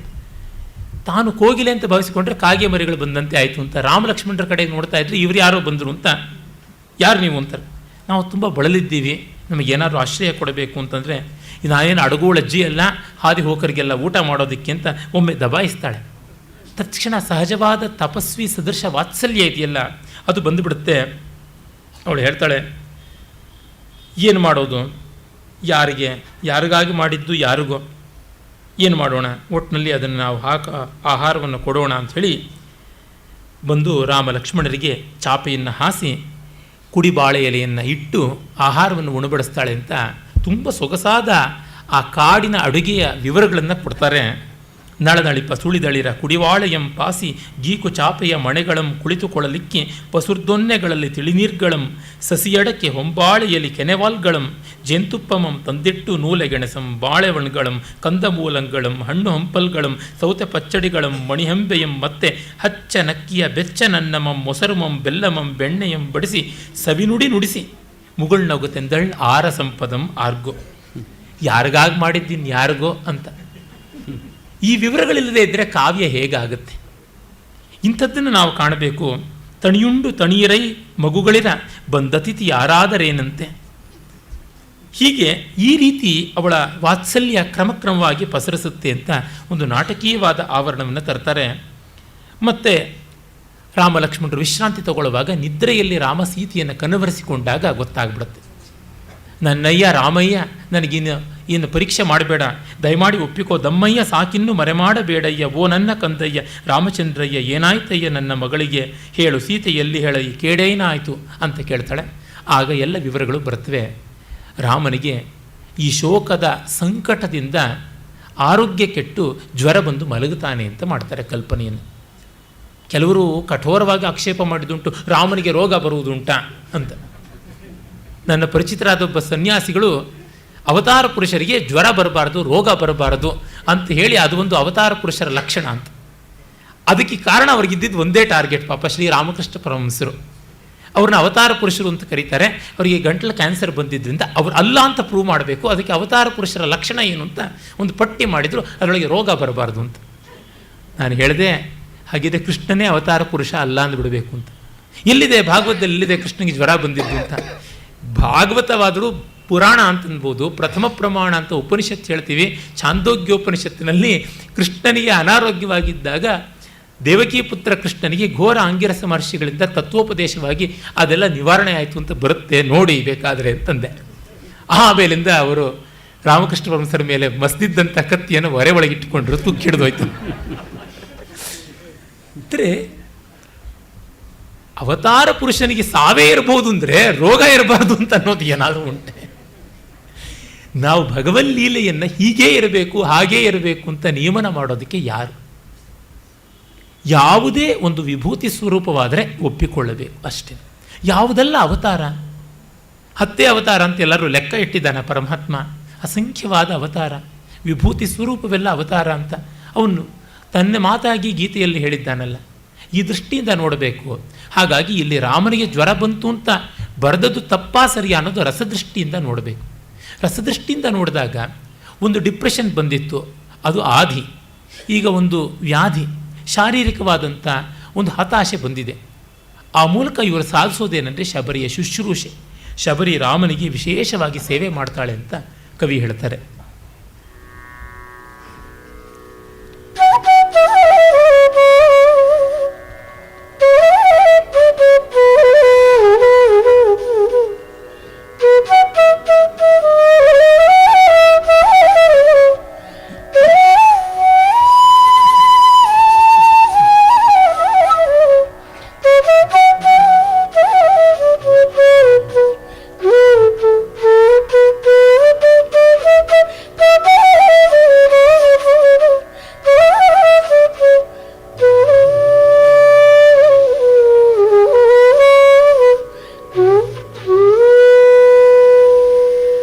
ತಾಳಲಾರದ ಶೋಕ ಭಾರದಿಂ ದಾಶರಥಿ,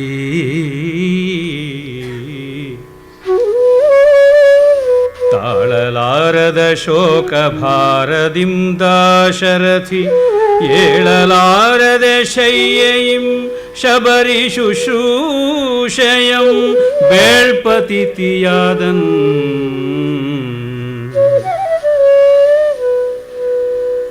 ಏಳಲಾರದೆ ದಾಶರಥಿ ಶಯ್ಯಯಿಂ ಶಬರಿ ಶುಶ್ರೂಷಯಂ ಬೇಳ್ಪತಿಥಿಯಾದನ್. ಪೇಳಲೆ ಮನೋರೋಗಕಾ ಪ್ರೇಮವೆ ಬಿಷಗ್ವರಂ, ಪೇಳಲೆ ಮನೋರೋಗಕಾ ಪ್ರೇಮವೆ ಬಿಷಗ್ವರಂ, ಪ್ರಾಣದೇರ್ಘ ಪ್ರೀತಿತಾಂ ಪರಮೌಷಧಮೆನಲ್ಕೆ. ಪ್ರೀತಿಯಲ್ಲದೆ ಬೇರೆ ಭೇಷಜಂಪೋ ಭ್ರಾಂತಿಯಂಬಿನಂ, ಪ್ರೀತಿಯಲ್ಲದೆ ಬೇರೆ ಭೇಷಜಂಪೋ ಭ್ರಾಂತಿಯಂಬಿನಂ. ಕೇಳಾರೈಕೆ ಮಾಡಿದಳೋ ತನ್ನಿಷ್ಟ ದೇವತಾ ಮೂರುತಿಗೆ ಆ ತಪಸ್ವಿನಿ ಶಬರಿ. ಕೇಳಾರೈಕೆ ಮಾಡಿದಳೋ ತನ್ನಿಷ್ಟ ದೇವತಾ ಮೂರುತಿಗೆ ಆ ತಪಸ್ವಿನಿ ಶಬರಿ. ಹಗಲಿರುಳೆನ್ನದೆ ಹಗಲೆನ್ನದೆ ಇರುಳೆನ್ನದೆ ಮೇಣೆಚ್ಚರೆನ್ನದೆ ನಿದ್ದೆಯನ್ನದೆ ನಿರಂತರಂ ರಾಮ ಸೇವಾ ಸಾಧನೆಗೆ ಸವೆಸಿದಳ್ ಮುದುಕಿ. ನಿರಂತರಂ ರಾಮ ಸೇವಾ ಸಾಧನೆಗೆ ಸವೆಸಿದಳ್ ಮುದುಕಿ.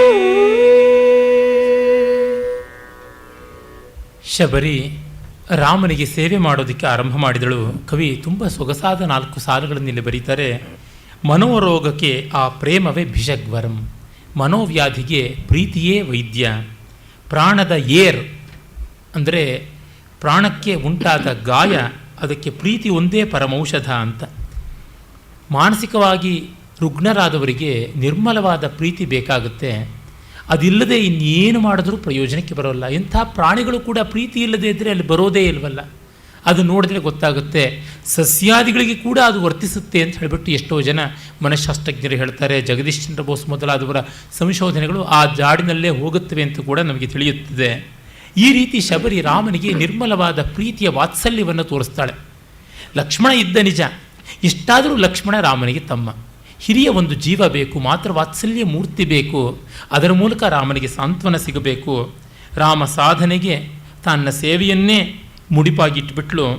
ಮತ್ತೆ ನೋಡಿ, ರಾಮನ ಮೈಯ ತಡವುತ್ತೆ, ವನವಾಸದ ಕಥೆಯೆಲ್ಲಮಂ ಕೇಳುತ್ತೆ, ಸಂತೈಸುವಳು ಮನೋವ್ಯಥೆಯೆಲ್ಲಮಂ ಧೈರ್ಯವಾಕ್ಯಗಳಿಂ, ಮತ್ತೆ ಹೇಳುವಳು ತನ್ನ ಬಾಳಿನ ಕಥೆಯ ವಿವರಮಂ, ಕೇಳುವರ್ಗೆ ಕುತೂಹಲಂ ಖೇದವನ್ ಅಳಿಸುವಂತೆ ಅಂತ. ಹೀಗೆ ನಮ್ಮ ಬದುಕಿಂದ ನಾವು 10 ವಿವರ ಕೊಟ್ಟು, ನನಗೂ ಎಷ್ಟೋ ಕಷ್ಟ ಬಂದಿತ್ತು, ನನಗೂ ಎಷ್ಟೋ ತೊಂದರೆ ಬಂದಿತ್ತು, ನೀನೊಬ್ಬನೇ ಅಲ್ಲಪ್ಪ, ಯೋಚನೆ ಮಾಡಬೇಡ ಅಂತ. ಧರ್ಮರಾಜನಿಗೆ ಮಾಡಿದ್ದು ಸೈಕೋಥೆರಪಿ ತಾನೇ. ಇಡೀ 12 ವರ್ಷ ವನವಾಸದಲ್ಲಿ ಅವನು ಜೂಜಾಡಿ ದಿಕ್ಕುಗೆಟ್ಟು ದಸೆಗೆಟ್ಟು ಭ್ರಾಂತನಾಗಿದ್ದಾಗ ಬೃಹದಶ್ವ ಮಹರ್ಷಿ ಇರ್ಬೋದು, ಮಾರ್ಕಂಡೇಯ ಇರ್ಬೋದು, ಮತ್ತು ಲೋಮಶ ಇರ್ಬೋದು, ಒಬ್ಬರೇ ಇಬ್ಬರೇ ಎಷ್ಟು ಜನ ಬಂದು ಅವನಿಗೆ ಸಮಾಧಾನ ಹೇಳೋದು. ನಿನಗೇನಾಗಿದೆ ದಾಡಿ ಅಂತ ಗೋಳಾಡ್ತೀಯ, ಹಿಂದೆ ನಳ ಇರಲಿಲ್ವೇ, ರಾಮ ಇರಲಿಲ್ವೇ, ಸಾವಿತ್ರಿ ಇರಲಿಲ್ವೇ, ಎಂತೆಂಥ ಕಷ್ಟಪಟ್ಟರು ಅವ್ರ ಮುಂದೆ ನಿನ್ನದೇನು ಅಂತೆಲ್ಲ ನಾನಾ ವಿಧದಿಂದ, ನಯದಿಂದ, ಭಯದಿಂದ ಹೀಗೆಲ್ಲ ಹೇಳ್ತಾ ಬಂದರು. ನಮ್ಮ ಕಾವ್ಯಗಳಲ್ಲಿ ಇದನ್ನು ನಾವು ಗಮನಿಸಿಕೊಳ್ಳಬೇಕು. ದೊಡ್ಡ ದೊಡ್ಡ ದೃಷ್ಟಾಂತಗಳನ್ನು ನಾವು ನಮ್ಮ ಬದುಕಿಂದ ಕೊಟ್ಟಾಗ ಆಗುವ ಪರಿಣಾಮ ಬೇರೆಯವರ ಬದುಕಿಂದ ಎಳೆದು ಕೊಟ್ಟಾಗ ಆಗೋದಿಲ್ಲ. ಯಾಕೆಂದರೆ ಇನ್ಯಾರೋ ಮಾಡಿದ್ರು ಅಂದರೆ ಅಯ್ಯೋ ನಮಗಾಯ್ತಾ, ಅದು ನಮ್ಮಂಥವ್ರಿಗಾಯ್ತಾ, ನನ್ನಲ್ಲೂ ಇತ್ತಪ್ಪ, ನಮ್ಮನೆಯಲ್ಲೂ ಇತ್ತು ಅಂತ. ಅದರಿಂದಲೇ ಹಿಂದೆ ಎಲ್ಲ ಯಾರಾದರೂ ಕಷ್ಟ ನಷ್ಟಗಳಲ್ಲಿದ್ದರೆ ತಮ್ಮ ಬದುಕಿನ ವಿವರಗಳನ್ನು ತೆರೆದುಕೊಳ್ಳೋದಕ್ಕೆ ಮುಜುಗರ ಪಡ್ತಾ ಇರಲಿಲ್ಲ. ಈಗ ಪ್ರತಿಯೊಬ್ಬರೂ ಟೈಟ್ ಲಿಪ್ಡು, ಎಲ್ಲ ಕೂಡ ಐರನ್ ಕರ್ಟನ್. ಯಾರಿಗೆ ಯಾವುದೂ ಬೇಡ ಅನ್ನುವ ಸ್ಥಿತಿಗೆ ಬಂದರೆ ಸಂಪಾದಿಸಿದ್ದೆಲ್ಲ ಸೈಕಿಯಾಟ್ರಿಸ್ಟಿಗೆ ಕೊಡಬೇಕು. ಸೈಕಿಯಾಟ್ರಿಸ್ಟ್ ಪುಸ್ತಕದ ಬದನೆಕಾಯಿ, ಒಂದಷ್ಟು ಪುಸ್ತಕದ ಈ ವಿವರಗಳನ್ನು ಕೊಡ್ತಾನೆ, ಇಲ್ಲ ಒಂದಷ್ಟು ಮಾತ್ರೆಗಳನ್ನು ಕೊಡ್ತಾನೆ. ಅದು ಬಿಟ್ಟು ಇನ್ನೇನು ಮಾಡ್ತಾನೆ? ಹೃದಯ ಸ್ಪಂದನ ಅನ್ನುವ ಜೀವ ಚೈತನ್ಯ ಬೇಕಲ್ಲ, ಅದು ಹೇಗೆ ಸಾಧ್ಯವಾಗುತ್ತೆ? ಅದಿಲ್ಲದೆ ಇದ್ದಾಗ ಡೋಂಗಿ ಸ್ವಾಮಿಗಳ ಹತ್ರ ಹೋಗ್ತಾರೆ, ತಾಯತ್ತು ಕಟ್ಟಿಸ್ಕೊಳ್ತಾರೆ, ಮಂತ್ರೋಪದೇಶ ಮಾಡಿಸ್ಕೋತಾರೆ. ಅವರೂ ಜಪ ಮಾಡಿರೋದಿಲ್ಲ, ಅವರೂ ಧ್ಯಾನ ಮಾಡಿರೋದಿಲ್ಲ, ಏನೂ ಇಲ್ಲ. ಏನು ಪ್ರಯೋಜನಕ್ಕೆ ಬರುವಂಥದ್ದಲ್ಲ. ಪ್ರಾಮಾಣಿಕತೆಯ ನಿರ್ಮಲತ್ವ ಅಲ್ಲಿರೋದಿಲ್ಲ. ಶಬರಿ ಹೀಗೆ ಮಾಡ್ತಾಳೆ. ರಾಮನ ಕೃಶತ್ವವನ್ನು ಕಂಡು ಲಕ್ಷ್ಮಣನಿಗೆ ಚಿಂತೆ ತುಂಬ ಆದಾಗ ಶಬರಿ ತನ್ನ ಯೋಗ ಬಲದಿಂದ ರಾಮನಿಗೆ ತನ್ನ ಚೈತನ್ಯವನ್ನು ವರ್ಗೀಕರಿಸಿ ಅವನ ಅನಾರೋಗ್ಯವನ್ನು ತಾನು ಹೊತ್ತುಕೊಂಡು ತಾನು ತೀರಿಕೊಳ್ತಾಳೆ ಅಂತ ಬರುತ್ತೆ. ರಾಮ ಅವಳಿಗೆ ಶುಶ್ರೂಷೆ ಮಾಡ್ತಾನೆ, ಅವಳು ನಿಲ್ಲೋದಿಲ್ಲ, ತೀರಿಕೋತಾಳೆ ಅಂತ. ಮೂಲದ ಕಥೆಯಲ್ಲಿ ರಾಮ ದರ್ಶನವಾದ ತಕ್ಷಣ ಅದ್ಯಮೇ ಗುರುಶುಶ್ರೂಷ ಸಫಲ ಅಂತೆಲ್ಲ ಹೇಳಿಬಿಟ್ಟು ತಾನು ಅಗ್ನಿ ಪ್ರವೇಶ ಮಾಡ್ತಾಳೆ ಅಂತ ಬರುತ್ತೆ. ಆ ಒಂದು ರೂಪಣವೂ ಚೆನ್ನಾಗಿದೆ. ಆದರೆ ಇಲ್ಲಿ ಇವರು ಮಾಡುವುದೇನೆಂದರೆ, ಪ್ರತಿಯೊಂದು ಪಾತ್ರವೂ ರಾಮ ಪಾತ್ರಕ್ಕೆ ಎಷ್ಟು ಪೂರಕವಾಗಿ ಬರುತ್ತದೆ, ತನ್ನ ತಪಸ್ಸನ್ನು, ತನ್ನ ಸಾಧನೆಯನ್ನು ಹೇಗೆ ಅರ್ಪಣೆ ಮಾಡುತ್ತದೆ ಅಂತ. ಅಂದರೆ ಯಾರೂ ಕೂಡ ರಾಮನಿಗಾಗಿ ತನ್ನ ಜೀವವನ್ನೇ ಒತ್ತೆ ಇಡುವುದಕ್ಕೆ, ಬಲಿದಾನ ಮಾಡುವುದಕ್ಕೆ ಸಿದ್ಧ ಇದ್ದಾರೆ ಅಂತ ತೋರಿಸೋದು. ಶಬರಿಯ ನೋಂಪಿ ಆ ತರಹ ಉಂಟಾಗುತ್ತೆ. ಅಂದರೆ ಭಗವಂತನನ್ನು ಒಂದು ಮಗುವಾಗಿ ಭಾವಿಸಬಲ್ಲಂಥ ವಾತ್ಸಲ್ಯ ಭಕ್ತಿಯ ಆಯಾಮವನ್ನು ಇಲ್ಲಿ ತಂದುಕೊಟ್ಟಿದ್ದಾರೆ. ಈ ಮೂಲಕ ಅವಳು ರಾಮನಂ ಸುಖಬಾಷ್ಪ ನೇತ್ರದಿಂ ನೋಡುತ್ತೆ ಕಣ್ಮುಚ್ಚಿದಳ್ ಆ ಅಮರ ಸಮ್ಮಾನ್ಯೆ ದೇವ ಸೀತಾನಾಥ ದಿವ್ಯಾಶ್ರು ತೀರ್ಥಜಲ ಸುಸ್ನಾತೆ ಸಂಪೂತೆ ಮೇಣ್ ಶಿವ ಕಳೇಬರೆ ಧನ್ಯೆ ಅಂತ ಶಬರಿಯನ್ನು ಸ್ವರ್ಗಕ್ಕೇರಿಸ್ತಾರೆ. ಅಂದರೆ ಮೂಲದ ಅಲೌಕಿಕತೆಯನ್ನು ಬಿಡೋದಿಲ್ಲ, ಅದಕ್ಕೆ ಒಂದು ಸ್ವಲ್ಪ ಲೌಕಿಕದ ಬೇರೆ ಬೇರೆ ಆಯಾಮಗಳನ್ನು ಕೊಡ್ತಾರೆ. ಇದು ಒಂದು ಹದ. ಸಂಪೂರ್ಣವಾಗಿ ಮೂಲದ ಅಲೌಕಿಕವನ್ನೆಲ್ಲ ಪಕ್ಕಕ್ಕೆ ಇಟ್ಟು ಮಾಡಿದಾಗ ಅದು ವಾಸ್ತವ ಶವ ಆಗುತ್ತೆ ಹೊರತುರುವೆ ವಾಸ್ತವದ ಜೀವ ರೂಪ ಆಗೋದಿಲ್ಲ.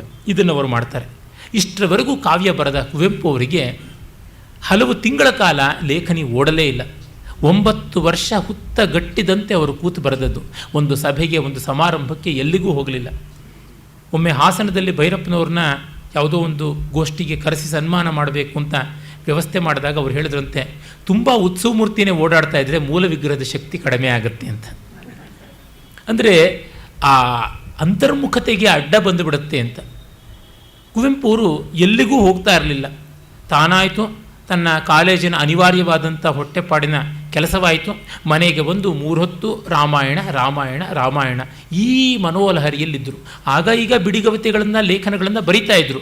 ಆದರೆ ಇದಕ್ಕೆ ಮುಖ್ಯವಾದಂಥ ಕಾಲವನ್ನು ಮನಸ್ಸನ್ನು ಎಲ್ಲ ಕೊಟ್ಟಿದ್ದರು. ಆದರೂ ಅದು ಯಾಕೋ ಸ್ಫೂರ್ತಿ ಬರಲಿಲ್ಲ, ನಿಂತು ಹೋಗ್ಬಿಡ್ತು. ಅದು ಯಾವಾಗ ಬರುತ್ತೆ ಯಾವಾಗ ನಿಲ್ಲುತ್ತೆ ಅನ್ನೋದು ನಮ್ಮ ಕೈನಲ್ಲಿ ಇಲ್ವಲ್ಲ. ಆ ಸ್ಥಿತಿಯಲ್ಲಿ ಅವರಿದ್ದಾಗ ಅದೊಂದು ದಿನ ತೇಜಸ್ವಿ, ಪೂರ್ಣಚಂದ್ರ ತೇಜಸ್ವಿ ಚಿಕ್ಕ ಹುಡುಗ ಅಳ್ತಾ ಇದ್ದರಂತೆ. ಚಿಕ್ಕ ಹುಡುಗ ಅಳ್ತಾ ಇದ್ದಾಗ ಯಾಕೋ ತೇಜಸ್ವಿ ಅಳ್ತಾ ಇದೆಯಾ ಅಂತ ಅಂದವರಿಗೆ ಸ್ಫೂರ್ತಿ ಬಂತು. ಹೋಗಿ ರೂಮ್ನಲ್ಲಿ ಕೂತ್ಕೊಂಡು ಏಕಳುವೆ ತೇಜಸ್ವಿ ಕಲ್ಪನೆಯ ರಂಕೆಯಂ ಏರಿ ಬಾ ನನ್ನೊಡನೆ ಅಂತ ಮುಂದೆ ಅತ್ತಲ ಕಿಷ್ಕಿಂಧೆಯೋಳ್ಳಂತ ಆ ಸಂಚಿಕೆಯನ್ನು ಆರಂಭ ಮಾಡಿದ್ರು. ಇದು ಏಕಳುವೆ ತೇಜಸ್ವಿ ರಾಮನಿಗೂ ಕೂಡ, ರಾಮ ನೀನು ಈಗ ಶಬರಿಯನ್ನು ಕಳ್ಕೊಂಡೆ ಅಂತ ಯಾಕೆ ಅಳ್ತಾ ಇದೀಯಾ? ಕಲ್ಪನೆಯ ರೆಕ್ಕೆಯನ್ನು ಹತ್ತಿ ನನ್ನ ಜೊತೆ ಬಾ, ಅಲ್ಲಿ ನಿನಗಾಗಿ ಕಾದಿದ್ದಾನೆ. ಯಾರು ಮತಂಗ ಮಹರ್ಷಿಗಳ ಶಾಪದ ಭಯದಿಂದ ವಾಲಿ ಸುಳಿಯದೇ ಇದ್ದಂಥ ಋಷ್ಯಮುಖದ ಕಿಬ್ಬಿ ಅಲ್ಲಿದ್ದಾನೆ. ಕಾಣ್ಬುದದೇನು ಅಲ್ಲಿ ಕಿಷ್ಕಿಂದ ಗಿರಿವನ ಗುಹದ್ವಾರದಡಿಯಲ್ಲಿ ನಿಂದಿರ್ಪನೋರ್ವ ಹರ್ಯಕ್ಷ ವಕ್ಷಾನ್ವಿತಂ ವೃಷಭ ಸನ್ನಿಭ ಗಮನ ನಿಭಸಮ ದೃಢ ಶರೀರಿ.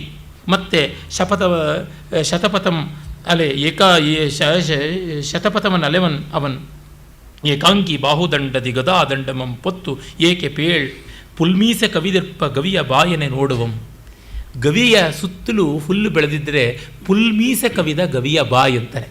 ಆ ಗವಿಯನ್ನು ಬೆಟ್ಟದ ಬಾಯಿ, ಅಲ್ಲಿ ಬೆಳೆದಂಥ ಹುಲ್ಲನ್ನು ಅದರ ಮೀಸೆ ಅಂತ ಕಲ್ಪಿಸಿಕೊಳ್ಳಬಲ್ಲಂಥ ಸಹಜ ಕವಿ ಕುವೆಂಪು ಹೀಗೆ ಆ ಕಡೆಗೆ ನಮ್ಮನ್ನು ಕರ್ಕೊಂಡು ಬರ್ತಾರೆ. ಅಂದರೆ ಒಂದು ಲೌಕಿಕ ಉಕ್ತಿ ಕೂಡ ಕಾವ್ಯದ ಒಳಗೆ ಸೇರಬಲ್ಲಂಥ ಶಕ್ತಿ ಇದೆ ಅಂತ. ಕವಿಯ ಪ್ರತಿಭೆ ಹೇಗಿರಬೇಕು ಅಂದರೂ ಯಾವುದನ್ನು ಕಾವ್ಯದ ಒಳಗೆ ಸೇರಿಸುವಂತೆ ಇರಬೇಕು. ನಿಜವಾದ ಪ್ರತಿಭೆ ಅಂದರೆ ಅದು. ಇಲ್ಲ ಇದು ಕಾವ್ಯ ಇದು ಅಕಾವ್ಯ ಅಂತ ಸದಾ ಡಿಸೆಕ್ಟ್ ಮಾಡೋದಕ್ಕೆ ಕತ್ತರಿನೇ ಇಟ್ಟುಕೊಂಡಿದ್ರೆ ಆಗುವಂಥದ್ದಲ್ಲ. ಅವಧಾನದಲ್ಲಿ ದತ್ತಪದಿ ಮಾಡುವಾಗ ಯಾವ ಅಶ್ಲೀಲ ಪದ ಕೊಡಿ, ಯಾವ ಅಸಭ್ಯ ಪದ ಕೊಡಿ, ಯಾವ ಅನುಚಿತವಾದ ಪದ ಕೊಡಿ, ಅದನ್ನು ಸಮುಚಿತವಾಗಿ ಸರಸವಾಗಿ ಶ್ಲೀಲವಾಗಿ ಮಾಡಬೇಕಲ್ವ. ಸಮಸ್ಯೆ ಪೂರ್ಣವಾದರೂ ಅಷ್ಟೇ. ಹಾಗೆ ಮಾಡಬೇಕು ಅಂದರೆ ವಿಚಿತ್ರ ಭಾವಧರ್ಮಾಂಶ ತತ್ವಪ್ರಖ್ಯಾತ ದರ್ಶನಂ, ಅದೇ ತಾನೇ ಕವಿದು. ಎಂಥ ಅಸಂಬದ್ಧತೆಯನ್ನು ಕಾವ್ಯ ಪ್ರತಿಭೆಯಿಂದ ಸುಸಂಬದ್ಧ ಮಾಡಬೇಕಾದದ್ದು ಕರ್ತವ್ಯ. ತೆಲುಗಿನ ಬಹಳ ದೊಡ್ಡ ಚಿತ್ರ ನಿರ್ದೇಶಕ BN ರೆಡ್ಡಿ ಅಂತ ಇದ್ದರು. ಮೊದಲ ದಾದಾ ಫಾಲ್ಕೆ ಸಾಹೇಬ್ ಅವಾರ್ಡ್ ದಕ್ಷಿಣ ಭಾರತಕ್ಕೆ ತಂದು ಕೊಟ್ಟಿದ್ದೇ ಅವರು. ಅವರ ಅಮರ ಕಲಾಖಂಡ ಮಲ್ಲೀಶ್ವರಿ ಅಂತ, ಅಲ್ಲಿ ದೊಡ್ಡ ಕಲಾವಿದೆ P ಭಾನುಮತಿ ಅವರು ನಟಿಸ್ತಾ ಇದ್ದರು. ఆకెಗೆ సీబెహಣ್ಣು ಅಂದರೆ ಬಹಳ ಇಷ್ಟ. నాకు జాంపండు అంటే చాలా ఇష్టమండి ಅಂತಂದ್ರಂತೆ. దానికేమమ్మా దాన్ని ఒక సీన్లో వేసేస్తామంతంತೆ. ಅದನ್ನು ಈ ಸಿನಿಮಾದಲ್ಲಿ ಒಂದು ಸೀನಲ್ಲಿ ಹಾಕಿಬಿಡೋಣ ಅಂತ. ಮಲ್ಲೇಶ್ವರಿ ಕೃಷ್ಣದೇವರಾಯನ ಕಾಲದ ಕಥೆ. ಅಲ್ಲಿ ಸಾರ್ಥಕವಾಗುವಂತೆ ಈ ಸೀಬೆಹಣ್ಣನ್ನು ಹೇಗೆ ತರೋಕ್ಕಾಗುತ್ತೆ ಅಂತ.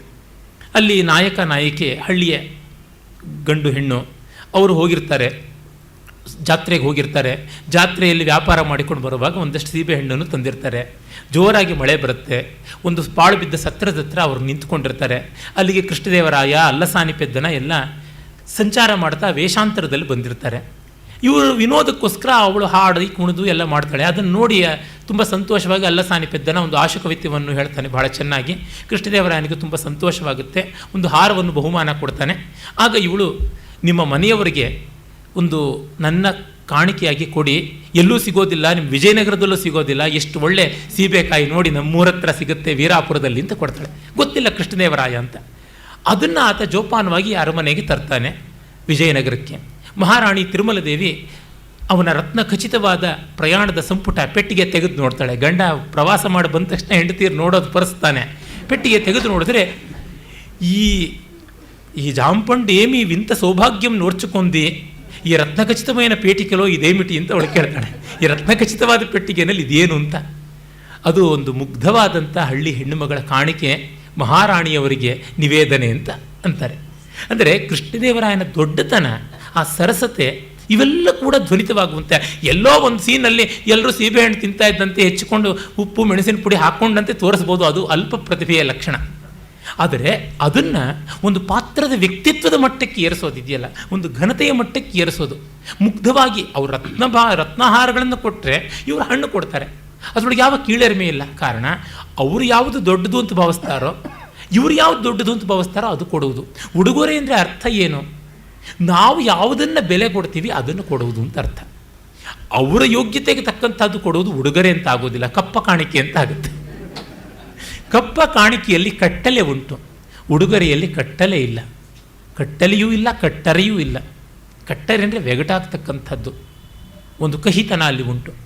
ಹಾಗೆ ಮಾಡಬೇಕು. ಮತ್ತು ಅದನ್ನು ಸ್ವೀಕರಿಸಿ ಪರಿಭಾವಿಸುವ ರೀತಿ ಎಂಥ ದೊಡ್ಡದು, ಹೃದಯ ವೈಶಾಲ್ಯದ ನೀತಿ ಎಂಥದ್ದು, ಇದೆಲ್ಲ ಕೂಡ ತೋರ್ಪಡಿಸುವಂತೆ ಮಾಡಬೇಕು. ಅಂದರೆ ಕಲಾವಿದನಿಗೆ ಶಕ್ತಿ ಇದ್ದರೆ ಎಲ್ಲ ಮಾಡಬಲ್ಲ. ವ್ಯಾಸರ ಮಾತು ಪ್ರಮಾಣ, ಸರ್ವಂ ಬಲವತಾಂ ಪಥ್ಯಂ. ಹೀಗೆ ಕವಿ ತನ್ನ ಗೃಹವಾರ್ತೆಯ ಒಂದು ಸಾಲನ್ನು ಕೂಡ ತಂದು ಸೇರಿಸ್ಕೊಂಡು ಬಿಡ್ತಾರೆ ಕಾವ್ಯದಲ್ಲಿ.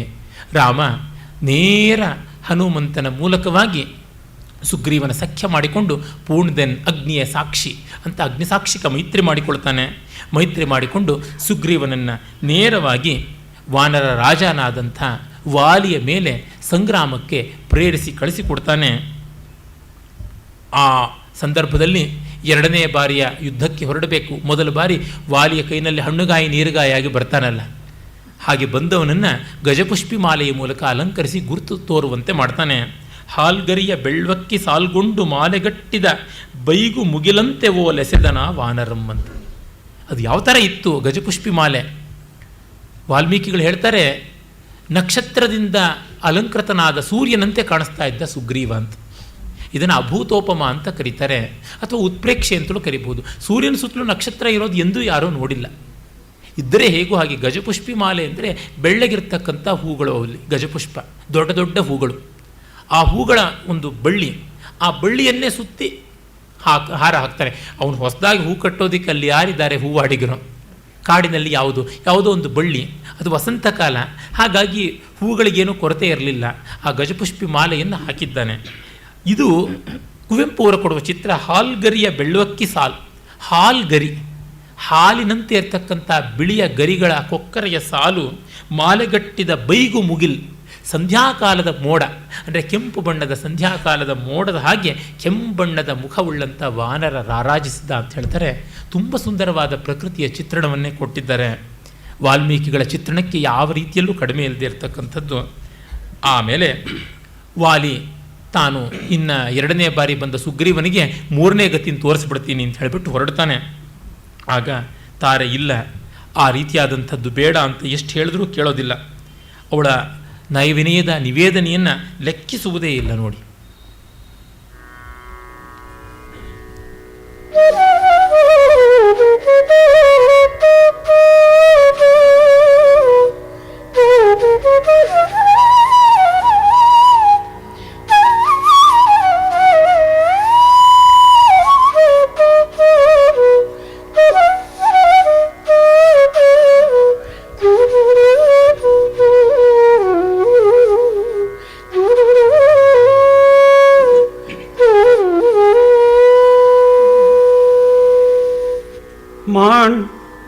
ಮನದನ್ನ ಮಾಣ್ ಮನದನ್ನ ಮಾಣ್ ಮಾರರಿರ್ ಚಲಕೆ ಜೀವನ ಶ್ರೇಯಮಂ ಮಾರದಿರ್ ಛಲಕೆ ಜೀವನ ಶ್ರೇಯಮಂ ನೀನೀಗಳೆನ್ನೊಡನೆ ನುಡಿಯುತ್ತಿರ್ದುದನೆ ಪಿಡಿ ನೀನೀಗಳೆನ್ನೊಡನೆ ನುಡಿಯುತ್ತಿರ್ದುದನೆ ಪಿಡಿ ವೀರರೌದಾರ್ಯಮಂ ಪಿಡಿ ಮನದನ್ನ ವೀರರೌದಾರ್ಯಮಂ ಪಿಡಿ ಪತಿವ್ರತ ರಮಣೀಯಂ ಆರುಮಾದೇವಿಯಂ ನೆನೆ ರಮಣ ಪತಿವ್ರತ ರಮಣೀಯಂ ಆರುಮಾದೇವಿಯಂ ನನೆ ಪಡೆದ ತಾಯನಂತೆಯ ತಂದೆಯಂ ನೆನೆ ಪಡೆದ ತಾಯನ್ ಅಂತೆಯ ತಂದೆಯಂ ನೆನೆ ಅಂತೆವೋಲ್ ನಿಮ್ಮಿರುವರೆಳೆತನದ ಲೀಲೆಯಂ ನೆನೆ ತಾರುಣ್ಯದೋಲ್ ಅದು ಯಾಲಯಂ ನೆನೆ ತಾರುಣ್ಯದೋಲದು ಯಾಲಯಂ ನೆನೆ ಪಿಂತ ನಿಮ್ಮೊಳಿ ತರ್ಕರೆಯ ಸಗ್ಗಮಂ ನೆನೆ ಪಿಂತೆ ನಿಮ್ಮೊಳಿದ್ದ ಅಳ್ಕರೆಯ ಸಗ್ಗಮಂ ನೆನೆ ತಾರೆ ತಾಂ ನುಡಿದೋರೆ.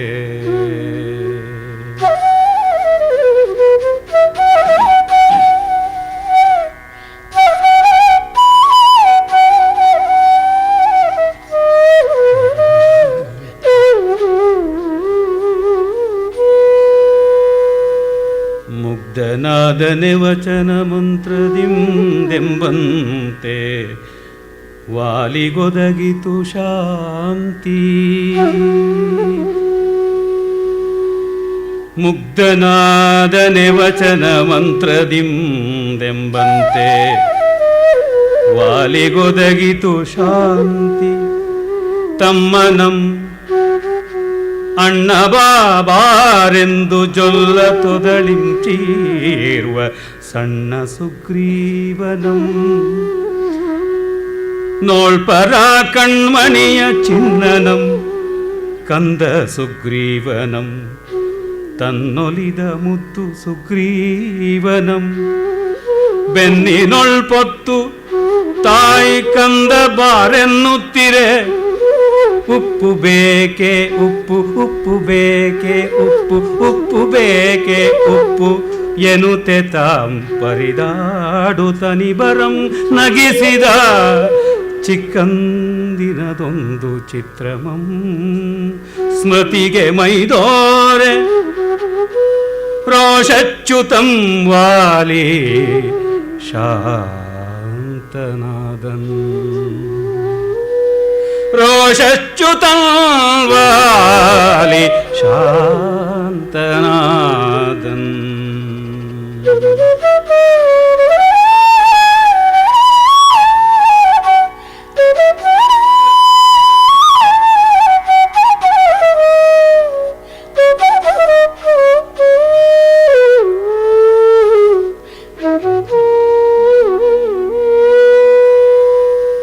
ಮೈತ್ರಿ ಸಂಚರಿಸಿದುದು ಮನದಿ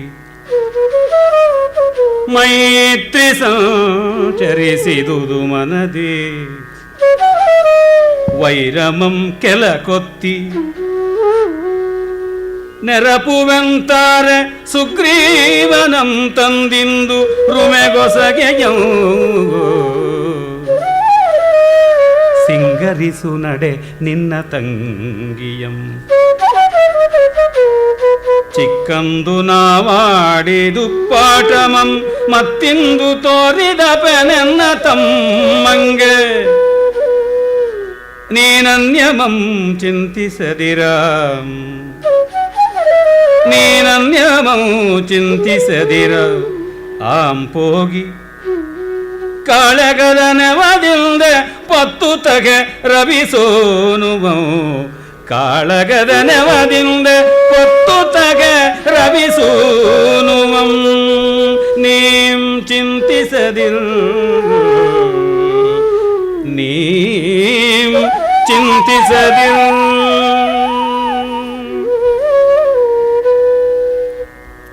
ವಾಲಿವಧೆಯ ಪ್ರಸಂಗ ಬರ್ತಾ ಇದೆ. ಇಲ್ಲಿ ಮತ್ತೆ ಬೇರೆ ದಾರಿಯನ್ನು ಹಿಡಿತಾರೆ ಕುವೆಂಪು. ಸ್ವಲ್ಪ ಮಟ್ಟಿಗೆ ಅಷ್ಟು ಔಚಿತ್ಯಪೂರ್ಣ ಅಂತ ನನಗನ್ಸೋದಿಲ್ಲ. ಯಾಕೆಂದರೆ ತುಂಬ ವೈಟ್ ವಾಶ್ ಮಾಡಬೇಕಾಗಿಲ್ಲ. ಎಲ್ಲ ಕೆಟ್ಟವರನ್ನು ಒಳ್ಳೆಯವರನ್ನಾಗಿ ಮಾಡಿಬಿಟ್ರೆ ಪ್ರಬಂಧದ ಸೊಗಸು ಸೋಲುತ್ತದೆ. ತುಂಬ ರುಚಿಯಾಗಿರ್ತಕ್ಕಂಥ ಸಿಹಿ ಅಂತ ಎಲ್ಲ ಪದಾರ್ಥಗಳನ್ನು ಅದೇ ರೀತಿ ಮಾಡಿಬಿಟ್ರೆ ಊಟಕ್ಕೆ ತತ್ವಾರ ಬಂದುಬಿಡುತ್ತೆ. ಎಲ್ಲರಿಗೂ ಪಾಪಿಗೆ ಉದ್ಧಾರ ಮಿಹುದು ಅಂತ ಪಾಪಿಗಳನ್ನೆಲ್ಲ ಉದ್ಧಾರ ಮಾಡುವಂಥ ಯೇಸುಕ್ರಿಸ್ತ ಪ್ರಜ್ಞೆ ಆಗಬಾರದು ಕಾವ್ಯ. ಯೇಸುಕ್ರಿಸ್ತ ಪ್ರಜ್ಞೆ ಮತ ಆಗಬಹುದು, ಆದರೆ ಕಾವ್ಯ ಹಾಗಾಗಬಾರ್ದು. ಕಾವ್ಯ ಪಾಪಿಯನ್ನು ಪಾಪಿಯಾಗಿಯೇ ಚಿತ್ರಿಸಬೇಕು, ಪುಣ್ಯವಂತನನ್ನು ಪುಣ್ಯವಂತನಾಗಿಯೇ ಚಿತ್ರಿಸಬೇಕು. ಯಾವ ಸಂದರ್ಭಗಳಲ್ಲಿ ಪಾಪಿಗಳಾದರೂ ಯಾವ ಸಂದರ್ಭಗಳಲ್ಲಿ ಪುಣ್ಯವಂತರಾದರೂ ಅನ್ನೋದನ್ನು ಚೆನ್ನಾಗಿ ಚಿತ್ರಿಸಬೇಕಷ್ಟೇ. ಯಾಕೆಂದರೆ ಇಲ್ಲಿ ರಸದೃಷ್ಟಿ ಅನ್ನೋದು ಲೋಪವಾಗುತ್ತೆ. ರಸದೃಷ್ಟಿಯಲ್ಲಿ ಪುಣ್ಯ ಪಾಪಗಳ ಭೇದ ಇಲ್ಲ. ಹಾಗಂತ ಹೇಳಿ ಪುಣ್ಯವೆಲ್ಲ ಪಾಪ, ಪಾಪವೆಲ್ಲ ಪುಣ್ಯ ಅಂತಲೂ ಅಲ್ಲ. ಇದನ್ನು ನಾವು ಗಮನಿಸಬೇಕು. ರಸದೃಷ್ಟಿಯಲ್ಲಿ ಪಾಪವನ್ನು ತುಂಬ ಚೆನ್ನಾಗಿ ತೋರಿಸಿದ್ರೆ ತುಂಬ ಚೆನ್ನಾಗಿರೋ ಪಾಪ ಅಷ್ಟೇ. ತುಂಬ ಚೆನ್ನಾಗಿದೆ ಆದರೆ ಅದು ಪಾಪವೇ, ಅದು ಆಸ್ವಾದ್ಯವಾದದ್ದು ರಸ. ಆ ದೃಷ್ಟಿಯಿಂದ ನಾವು ನೋಡಬೇಕು. ಇಲ್ಲಿ ಏನು ಮಾಡ್ತಾರೆ ಅಂತಂದರೆ, ಪಾಪಿ ಉದ್ಧಾರವಾಗದೇ ಇದ್ದರೆ ಅದು ರಸವಲ್ಲ ಅನ್ನುವ ಭ್ರಮೆ ಮಾಡಿಕೊಳ್ತಾರೆ. ಇಲ್ಲಿ ಲೋಕ ವ್ಯವಹಾರದ ಅಭಿಮಾನ, ಲೋಕಸತ್ತೆಯ ಮೇಲಣ ಅಭಿಮಾನ, ಅಂದರೆ ಅನ್ನಮಯ ಕೋಶದ ಆ ಅಭಿನಿವೇಶ ಆನಂದಮಯ ಕೋಶದ ಮೇಲೆ ಬಂದಿದೆ ಅಂತ ಅನಿಸುತ್ತೆ. ಕುವೆಂಪು ಅಂಥವರಿಗೂ ಆಯ್ತಲ್ಲ ಅನ್ನುವುದೇ ದೊಡ್ಡ ಆಶ್ಚರ್ಯ. ಇದು ಮಾಯಾವಿಲಾಸ ಅಂತ ಅನ್ನಬೇಕಾಗುತ್ತಷ್ಟೆ. ಇದು ಏನಂದರೆ ಈ ಜೈನರಿಂದ ಬಂದಂಥದ್ದು. ಇದು ಜೈನರು ಜಗತ್ಸತ್ಯವಾದಿಗಳು. ಜಗತ್ಸತ್ಯವಾದಿಗಳಿಗೆ ಈ ವ್ಯಾಧಿ ಇದ್ದೇ ಇರುತ್ತೆ. ಕಾರಣ ಜಗತ್ತಿನ ಮಾಡೆಲ್ ಮೇಲೆ ಎಲ್ಲವನ್ನೂ ನೋಡಬೇಕಾಗುತ್ತೆ. ಜಗತ್ಸತ್ಯವಾದಿಗಳಲ್ಲದೆ ಆದರ್ಶವಾದಿಗಳಾಗಿ ವಿವರ್ತವಾದಿಗಳಾದರೆ ವೇದಾಂತಿಗಳಿಗೆ, ಬೌದ್ಧರಿಗೆ ಈ ಸಮಸ್ಯೆ ಬರೋಲ್ಲ. ರಾವಣನನ್ನು ಉದ್ಧಾರ ಮಾಡಬೇಕು, ಯಾರು ಉದ್ಧಾರ ಮಾಡಬಹುದು? ಇನ್ನೊಬ್ಬನ ಜುಟ್ಟಿಡಿದು ಉದ್ಧಾರ ಮಾಡ್ತೀನಿ ಅನ್ನೋ ಪ್ರೊಫೆಟಿಕ್ ಆ್ಯಟಿಟ್ಯೂಡ್ಗಿಂತ ದೊಡ್ಡ ಬರ್ಬರತೆ, ಸಾಂಸ್ಕೃತಿಕ ಹಾನಿ, ಉಪಪ್ಲವ ಮತ್ತೊಂದು ಇಲ್ಲ. ಇಲ್ಲಿ ಕುವೆಂಪು ಅವರಿಗೆ ಬಂದುಬಿಡುತ್ತೆ, ಕವಿ ಪ್ರವಾದಿ, ಕವಿ ದ್ರಷ್ಟಾರ ಅಂತ ಅಂದುಕೊಂಡ್ಬಿಟ್ಟಾಗ ಕವಿಯ ಮೇಲೆ ಇದೊಂದು ಬರ್ಡನ್ ಬಂದುಬಿಡುತ್ತೆ. ಎಲ್ಲರ ಜುಟ್ಟು ಹಿಡಿದು ಎತ್ತಿ ಮೇಲಕ್ಕೆ ಕೂಡಿಸ್ಬೇಕು ಅಂತ. ಯಾರು ಜುಟ್ಟು ಹಿಡಿದು ಯಾರೂ ಕೂಡಿಸ್ಬೇಕಾಗಿಲ್ಲ, ಜುಟ್ಟೇ ಇದೆಯೋ ಇಲ್ವೋ, ಬೋಳಮಂಡಿಯೋ ಏನೋ ನಾವು ನೋಡಬೇಕಾದದ್ದು. ಇವರು ವಾಲಿಯನ್ನು ಉದ್ಧಾರ ಮಾಡ್ತೀನಿ, ರಾವಣನನ್ನು ಉದ್ಧಾರ ಮಾಡ್ತೀನಿ, ಕುಂಭಕರ್ಣನನ್ನು ಉದ್ಧಾರ ಮಾಡ್ತೀನಿ ಅಂದರೆ ಕಾವ್ಯ ಅಧೋಗತಿಗೆ ಹೋಗ್ಬಿಡುತ್ತೆ. ಭಾಸ ಮಾಡಿದ್ದು ಆ ಥರದ್ದು. ಭಾಸ ಅಂತ ಅವನು ಮಾಡಿದನೋ ಅಥವಾ ಭಾಸನ ಹೆಸರಿನಲ್ಲಿ ಇವತ್ತು ಇರತಕ್ಕಂಥ, ಆದರೆ ಅದರೊಳಗೆ ಯಾವುದೂ ಭಾಸನ ಹೆಸರಿಲ್ಲ.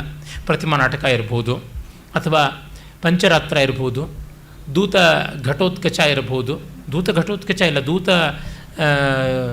ಕರ್ಣಭಾರ ಮತ್ತು ಊರುಭಂಗ, ಈ ಥರದ ನಾಟಕಗಳಲ್ಲಿ ಕಾಣಿಸುತ್ತೆ. ಭಾಸ ರೂಪಕಗಳಲ್ಲಿ ಕೆಟ್ಟವರನ್ನು ಒಳ್ಳೆಯವರನ್ನಾಗಿ ಮಾಡುವ ಚಟ. ಅದರಿಂದ ಏನು ಸಾಧಿತವಾಗೋದಿಲ್ಲ ಅಂತ ನನಗನ್ಸುತ್ತೆ. ಕಾವ್ಯದಲ್ಲಿ ಕೆಟ್ಟವನೂ ರಸಭರಿತನಾಗಿರ್ತಾನೆ, ಒಳ್ಳೆಯವನು ರಸಭರಿತನಾಗಿರ್ತಾನೆ. ರಸ ಮುಂದೆ ಕವಿಗೆ ನೀತಿ ಅಂತ ಕುವೆಂಪು ಅವರೇ ಹೇಳಿದ್ರು. ಆದರೆ ಆ ರಸವನ್ನು ಅಧಿಗಮಿಸಿ ಲೋಕನೀತಿ ಬಂದು ಕೂತ್ಕೊಂಡ್ಬಿಡುತ್ತೆ. ಏನು ಮಾಡೋದು? ಈ ವಾಲಿ ರುಮೆ ಮತ್ತು ಸುಗ್ರೀವರಿಗೆ ವಿಯೋಗವನ್ನು ತಂದೊಡ್ಡಿದವನು. ರುಮೆ ಸುಗ್ರೀವನ ಪತ್ನಿ. ಅವಳನ್ನು ಅಪಹರಣ ಮಾಡಿದ್ದ. ವಾಲ್ಮೀಕಿ ರಾಮಾಯಣದ ಪ್ರಕಾರ ಅವಳನ್ನು ಉಪಪತ್ನಿಯಾಗಿ ಇಟ್ಟುಕೊಂಡಿದ್ದ. ಸುಗ್ರೀವನಿಗೆ ಹಿಂಸೆ ಕೊಟ್ಟು ಓಡಿಸಿದ್ದ. ಅದಕ್ಕೆ ಕಾರಣ ಇದೆ. ಆದರೆ ಓವರ್ ರಿಯಾಕ್ಷನ್, ಸುಗ್ರೀವ ಯಾವ ಮಟ್ಟದ ತಪ್ಪು ಮಾಡಿದನೋ ಅದಕ್ಕಿಂತ ಹೆಚ್ಚಿನ ಮಟ್ಟದ ದಂಡನೆ ಅವನು ಕೊಡ್ತಾ ಇದ್ದಾನೆ. ಇದು ಬರ್ಬರವಾಗುತ್ತೆ. ಮೊನ್ನೆ ದೆಹಲಿಯಲ್ಲಿ ಯಾವುದೋ ಒಬ್ಬ ಶಾಲೆಯ ಹುಡುಗನ ಮೇಲೆ ಟೀಚರು ಹೋಮ್ವರ್ಕ್ ಮಾಡಿಲ್ಲ ಅಂತಲೋ, ಯಾವುದೋ ಸರಿಯಾಗಿ ಹೇಳಲಿಲ್ಲ ಅಂತಲೋ ಹೊಡೆದು ಬಡಿದು ಬಿಸಿಲಿನಲ್ಲಿ ನಿಲ್ಲಿಸಿ ಸತ್ತೇ ಹೋಗ್ಬಿಟ್ಟಂಥ ಕೇಸ್ ಆಯಿತಲ್ಲ, ಆ ರೀತಿ ಆದದ್ದು. ಹೀಗೆ ರೋಗಕ್ಕೆ ಮೀರಿದ ಚಿಕಿತ್ಸೆ ಕೊಡೋಕ್ಕೆ ಹೋದರೆ ಅದು XYZ ಅವರ ಮಾತ್ರ ವೈಕುಂಠ ಯಾತ್ರೆ ಅಂತ ಆಗುತ್ತೆ. ವಾಲಿ ಸುಗ್ರೀವನನ್ನು ಹಿರಿಯ ಅಣ್ಣ ಯಾವ ಮಟ್ಟಕ್ಕೆ ದಂಡಿಸಿ, ಯಾವ ಮಟ್ಟಕ್ಕೆ ಮುಂಡಾಡಿ ನಡ್ಕೊಳ್ಬೇಕು ಆ ರೀತಿಯಲ್ಲಿ ನಡ್ಕೊಳ್ಳಿಲ್ಲ. ಹಿರಿಯತನ ಬಿಟ್ಟ. ತಾರೆ ಪಾಪ ಒಳ್ಳೆಯವಳು. ವಾಲ್ಮೀಕಿ ರಾಮಾಯಣದಲ್ಲಿಯೂ ಇದೇ ರೀತಿ ಬರುತ್ತೆ. ಅವಳು ಹಿತ ಹೇಳ್ತಾಳೆ. ಈಗ ತಕ್ಷಣ ತಾರೆಯ ಮಂತ್ರೋಪದೇಶದಿಂದ ಇವನಿಗೆ ಬದಲಾಗ್ಬಿಡುತ್ತೆ ಮನೋಧರ್ಮ ಅಂತ. ಯಾವ ಬಲವತ್ತರವಾದ ಕಾರಣ ಇಲ್ಲದೆ ಬದಲಾಗೋದಕ್ಕೆ ಸಾಧ್ಯವ? ಈಗಷ್ಟೇ ಸುಗ್ರೀವನನ್ನು ಹಣ್ಣುಗಾಯಿ ನೀರುಗಾಯಿ ಮಾಡಿ ಬಂದಿದ್ದಾನೆ.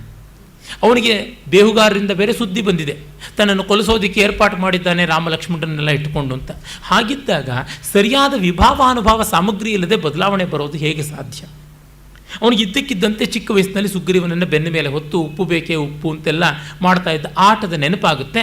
ಈಗ ಸುಗ್ರೀವನನ್ನು ಹಾಗೆ ಹೊತ್ತುಕೊಂಡು ಬರ್ತೀನಿ, ರುಮೆಗೆ ಅವನನ್ನು ಗಿಫ್ಟ್ ಆಗಿ ಕೊಡ್ತೀನಿ ಅಂತ ಹೊರಡ್ತಾನೆ. ಮತ್ತು ಇಲ್ಲಿ ಕುವೆಂಪು ಅವರಿಗೆ ಅವರವರ ಶೀಲಗಳನ್ನು ಮೇಂಟೈನ್ ಮಾಡಬೇಕು ಅಂತ ಬಹಳ ಬಹಳ ಮುಚ್ಚಟೆ. ಅದು ಸ್ಕಿನ್ ಡೀಪ್ ಶೀಲದಲ್ಲಿ ಅಂಥ ಬೆಲೆ ಕಾಣಿಸೋದಿಲ್ಲ. ರುಮೆಯನ್ನು ಇವನು ಸೆರೆ ಇಟ್ಟಿದ್ದಷ್ಟೇ ಹಾಳು ಮಾಡಿರಲಿಲ್ಲ ಅಂತ. ಹಾಗೆಯೇ ಸರಿಯಾದರೂ ಯಾಕೆ ಇಡಬೇಕಾಗಿತ್ತು? ಗಂಡ ಹೆಂಡತಿ ಇಬ್ಬರು ಒದ್ದಾಡಲಿ ಅಂತ ಬಿಡಬೇಕಾಗಿತ್ತಲ್ಲ. ಅಲ್ಲಿ ನಮಗೆ ತಾರ್ಕಿಕ ಸಾಮಂಜಸ್ಯ ಕಾಣಿಸೋದಿಲ್ಲ. ಕೈಲಾಸಮ್ಮವರು ಆ ಥರದ್ದೇನೋ ಮಾಡೋದಕ್ಕೆ ಹೋದರು. ಕೀಚಕ ಅನ್ನುವ ನಾಟಕದಲ್ಲಿ ಕೀಚಕನಿಗೆ ದ್ರೌಪದಿಯ ಮೇಲೆ ಮೋಹ ಇರಲಿಲ್ಲ, ಇನ್ನೇನೋ ಇತ್ತು ಅಂತ. ಅದು ಎಂಥದ್ದು? ಕೀಚಕನ ಸ್ವಭಾವಕ್ಕೆ ವಿರುದ್ಧವಾದದ್ದು. ಪಾತ್ರ ಸ್ವಭಾವ ಅಂತ ಒಂದಿರುತ್ತೆ, ಪಾತ್ರ ಸ್ಥಾಯಿ ಅಂತ ಒಂದಿರುತ್ತೆ. ಆ ಸ್ಥಾಯಿಗೆ ವಿರುದ್ಧವಾದದ್ದನ್ನು ಮಾಡೋಕ್ಕೆ ಹೋದರೆ ಎಡವಟ್ಟು. ಆನಂದವರ್ಧನ ಅದನ್ನೇ ಗುರುತಿಸಿ ಸಂತಿ ಸಿದ್ಧರಸ ಪ್ರಖ್ಯಾಯೇ ಚ ರಾಮಾಯಣಾದಯ ಕಥಾಶ್ರಯ ನತೈರ್ಯೋಜ್ಯ ಸ್ವೇಚ್ಛಾ ರಸವಿರೋಧಿನಿ ಅಂತಂದ. ಸಿದ್ಧರಸವಾದ ರಾಮಾಯಣ ಮಹಾಭಾರತಗಳನ್ನು ತುಂಬ ಟ್ಯಾಂಪರ್ ಮಾಡೋಕ್ಕಾಗೋಲ್ಲ. ಆ ಗಮನ ಇರಬೇಕು. ಎಷ್ಟು ಪ್ರತಿಭಾಶಾಲಿಗಳು ಅಂತ ನಾನು ಕೊಂಡಾಡ್ತಾ ಬಂದೆ. ಈಗ ಅನಿವಾರ್ಯವಾಗಿ ನನ್ನ ವಿಮರ್ಶೆಯನ್ನು ನಾನು ಮಾಡಬೇಕಾಯಿತು. ಏನು ಮಾಡೋಣ? ವಿಮರ್ಶೆ ಮಾಡಿದ ವಿಮರ್ಶಕ ದೊಡ್ಡವನಲ್ಲ, ಆದರೆ ಎಲ್ಲಕ್ಕಿಂತ ದೊಡ್ಡದು ರಸ, ಔಚಿತ್ಯ, ವಕ್ರತೆ, ಕಾವ್ಯ ಮೀಮಾಂಸಾ ದೃಷ್ಟಿ ಎಲ್ಲಕ್ಕಿಂತ ದೊಡ್ಡದು. ಅದಕ್ಕೆ ಬದ್ಧನಾಗಿ ನಾನು ಹೇಳ್ತಾ ಇದ್ದೀನಿ ಅಷ್ಟೇ.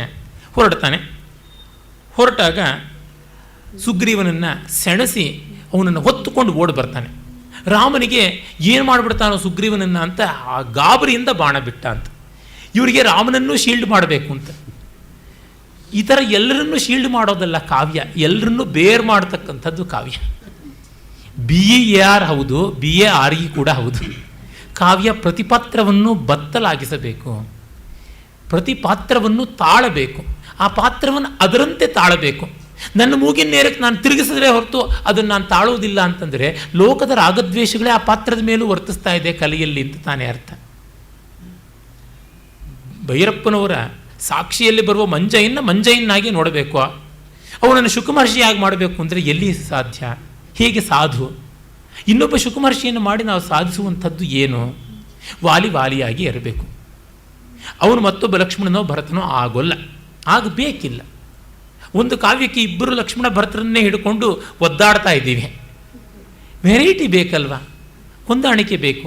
ಈ ದೃಷ್ಟಿಯಿಂದ ನೋಡಿದಾಗ ಇಲ್ಲಿ ರಾಮನನ್ನು ಕಾಪಾಡಬೇಕು, ವಾಲಿವಧೆಯನ್ನು ಮಾಡಿದಂಥವನು ಅನ್ಯಾಯಿ ಅಂತ ಅನ್ನೋದನ್ನು ತಪ್ಪಿಸಬೇಕು ಅಂತ, ಅದೂ ಆಗಲಿಲ್ಲ. ವ್ರತ ಕೆಟ್ಟರೂ ಸುಖ ಪಡಬೇಕು, ಹಾಗೂ ಆಗಲಿಲ್ಲ. ಇಲ್ಲಿ ಆದದ್ದೆಲ್ಲ ಒಟ್ಟಿನಲ್ಲಿ ಪ್ರಬಂಧ ಧ್ವನಿ, ರಸದೃಷ್ಟಿ ಹತವಾಗಿ ಬಿಟ್ಟಿದೆ. ವಾಲಿ ಅಲ್ಲ ಸತ್ತದ್ದು, ಇದನ್ನು ಗಮನಿಸಬೇಕು. ಈಗ ನೋಡಿ, ಕಾವ್ಯ ತುಂಬ ಚೆನ್ನಾಗಿದೆ, ಕಾವ್ಯದ ಉಕ್ತಿ ವೈಚಿತ್ರ್ಯ ತುಂಬ ಚೆನ್ನಾಗಿದೆ. ಬಿಡಿಯಲ್ಲಿ ಚೆನ್ನಾಯಿತು, ಈ ಭಾಗದ ಇಡೀ ಚೆನ್ನಾಗಲಿಲ್ಲ.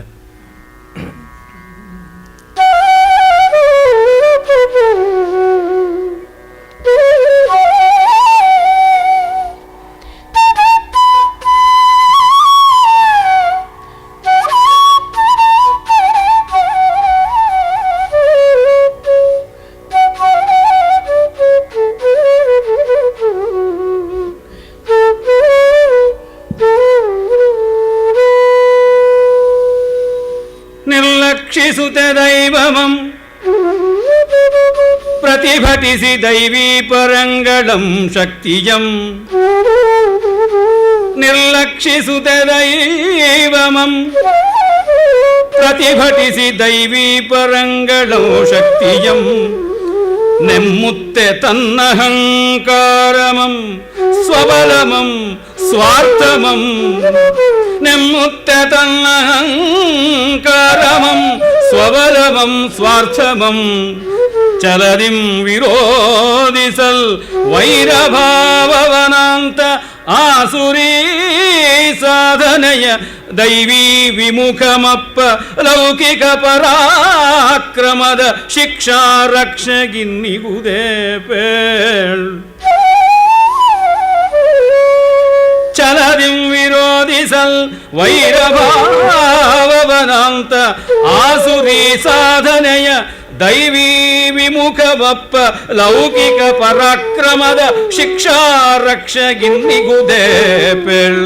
ಕೃಪಾಬಾಣಕ್ಕೆ ಬೆನ್ನಲ್ಲದೆ ಅನ್ಯ ಲಕ್ಷಂ ತುದಿಗೆ ಪೇಳ್. ಕೃಪಾಬಾಣಕ್ಕೆ ಬೆನ್ನಲ್ಲದೆ ಅನ್ಯ ಲಕ್ಷಂ ತುದಿಗೆ. ರಾಮ ವಾಲಿಯ ಬೆನ್ನಿಗೆ ಬಾಣ ಬಿಡ್ತಾನೆ. ಸುಗ್ರೀವ ಹೊತ್ತುಕೊಂಡು ಓಡೋಗ್ತಾ ಇದ್ದರೆ ಅವನ ಬೆನ್ನಿಗೆ ತಾಗುವಂತೆ ಬಿಟ್ಟು ಅವನನ್ನು ತಡೆಯಬೇಕು ಅಂತ ನೋಡಿದ್ದು ಅಂತ. ಅದು ಯಾಕೆ ಎನ್ನುವ ಜಸ್ಟಿಫಿಕೇಶನ್ ಕವಿ ಕೊಡುವಂಥದ್ದು ತುಂಬ ಕಾವ್ಯ ಚೆನ್ನಾಗಿದೆ ಈ ಭಾಗ. ಅಲ್ಲಿ ರಸಧ್ವನಿಗೆ ಮಾತ್ರ ಚ್ಯುತಿ ಬಂದಿದೆ. ದೈವವನ್ನು ನಿರ್ಲಕ್ಷಿಸಿ ಪ್ರತಿಭಟಿಸಿ ದೈವೀಪರ ಶಕ್ತಿಗಳನ್ನೆಲ್ಲವನ್ನು ತಿರಸ್ಕರಿಸಿ ಅಹಂಕಾರವನ್ನು, ತನ್ನ ಬಲವನ್ನು, ಸ್ವಾರ್ಥವನ್ನೇ ತಾನು ದೊಡ್ಡದ ಮಾಡಿಕೊಂಡು ಇನ್ನೆಲ್ಲವನ್ನು ವಿರೋಧಿಸುವ ವೈರಭಾವದ ಆಸುರಿಯ ಸಾಧನೆಯನ್ನು ಮಾಡ್ತಾ ಇದ್ದಂಥ ಲೌಕಿಕ ಪರಾಕ್ರಮದ ಶಿಕ್ಷೆಗೆ, ಆ ಒಂದು ಅಧ್ಯಯನಕ್ಕೆ ಬೇಕಾದ ದಂಡನೆ ಕೊಡಬೇಕು ಅಂತಂದರೆ ಪರಮಾತ್ಮನ ಕೃಪೆ ಬೆನ್ನಿಂದ ಅಲ್ಲದೆ ಎದೆಯಿಂದ ಬರೋದಕ್ಕೆ ಸಾಧ್ಯವ ಅಂತ ಕೇಳ್ತಾರೆ. ಅಂದರೆ ಅವನನ್ನು ಪಾಪಿಯನ್ನು ಬೆಂಬತ್ತಿ ಪರಮಾತ್ಮನ ಕೃಪೆ ಕಾಪಾಡುತ್ತದೆ.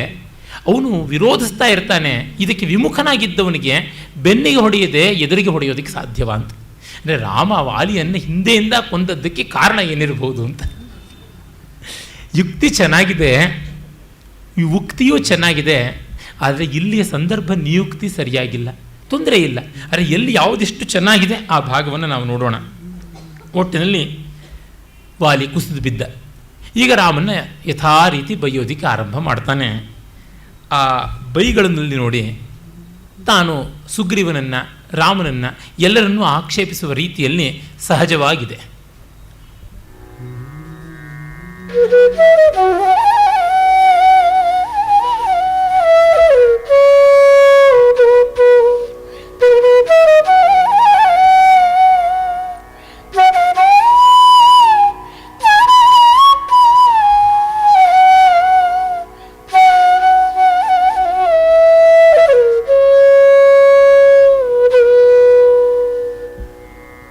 ವಾಲಿಚೇತನ ಗವಾಕ್ಷಮಂ ತೆರೆವಂತೆ ಕಣ್ತೆರೆದು,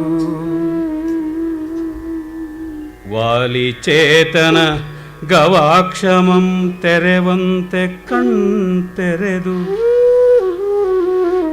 ಬಳಸಿದ್ದರೆಲ್ಲರಂ ಗುರುತಿಸುವವೋ ನೋಡಿ, ಬಳಸಿದ್ದರೆಲ್ಲರಂ ಗುರುತಿಸುವವೋ ನೋಡಿ.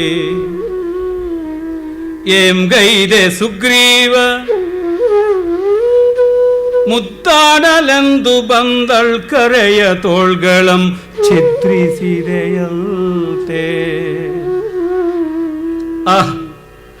ತೋರೆನಗೆ ಆ ವೀರನಂ ಬೆನ್ಗೆ ಬಾಣವನೆಚ್ಚ ಆ ನಿನ್ನ ಕಲಿರಾಮನಂ.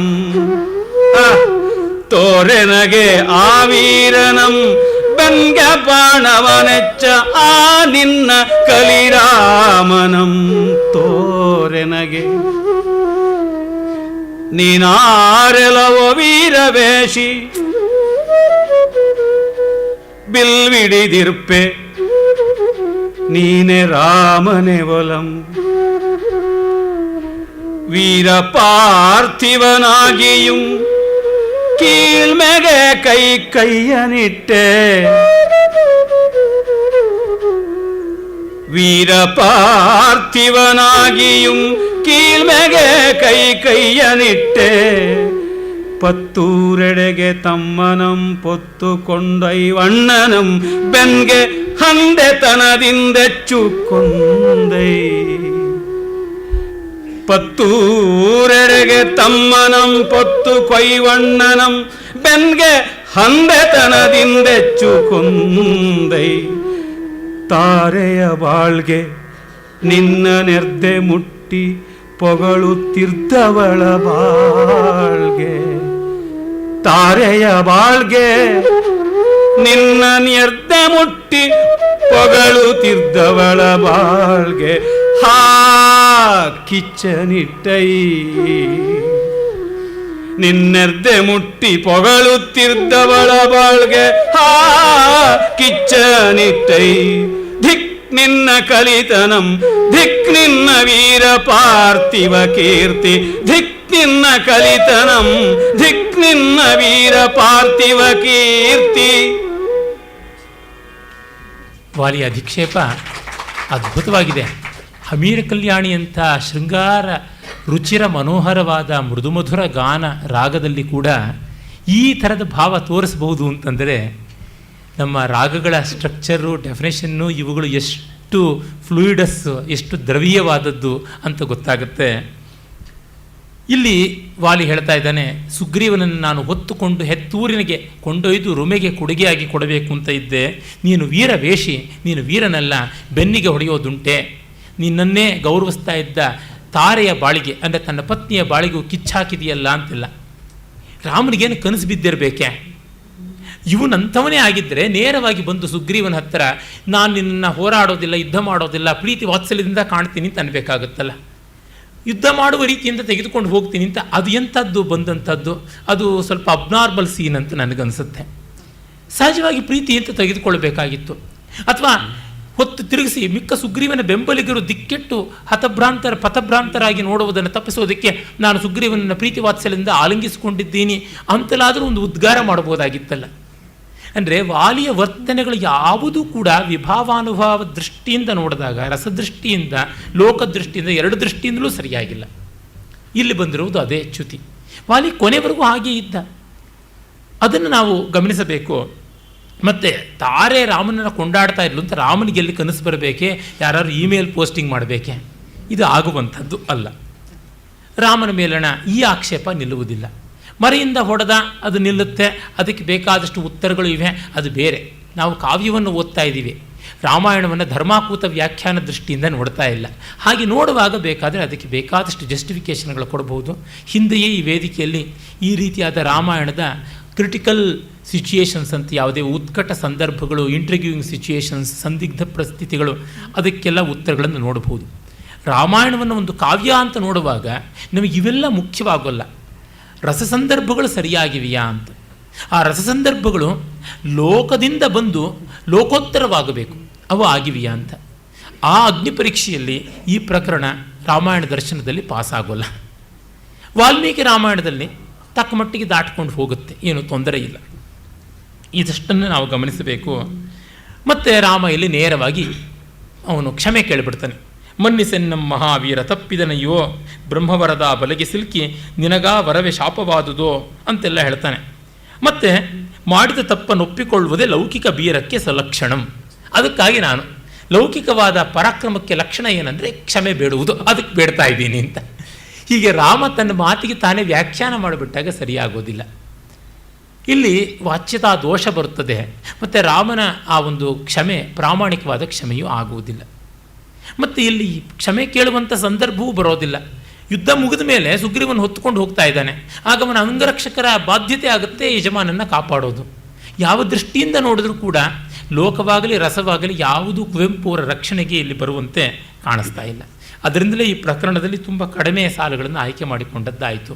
ಮಿಕ್ಕಂತೆ ಕಾವ್ಯಗುಣವೂ ಅಷ್ಟಾಗಿ ಇಲ್ಲ.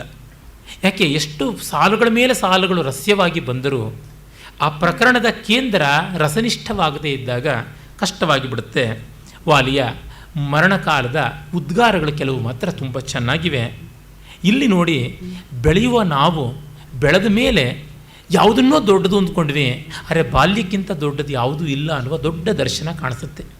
ಅದರಿಂದಲೇ ಕುವೆಂಪು ಅವರು ಇಂಥ ಸಂದರ್ಭಗಳಲ್ಲಿ ಬೀಳಬಹುದು. ಅವರ ಪ್ರತಿಭಾ ನೌಕೆಯಿಂದ ಆಕಾಶದಲ್ಲಿ ಓಡಾಡ್ತಾ ಇದ್ದಾರೆ, ಅವರು ರಸಾತಳಕ್ಕೆ ಬೀಳೋಲ್ಲ. ಅಲ್ಲಲ್ಲಿ ಕಟ್ಟಿರ್ತಕ್ಕಂಥ ಕಾವ್ಯ ಕಲ್ಪಲತೆಯ ಕೊಂಬೆಗಳ ಜೋಗಳಿಗೆಗೆ ಬೀಳ್ತಾರೆ, ಅಲ್ಲಿಂದ ಮತ್ತೆ ಮೇಲಕ್ಕೆ ಹಾರ್ತಾರೆ.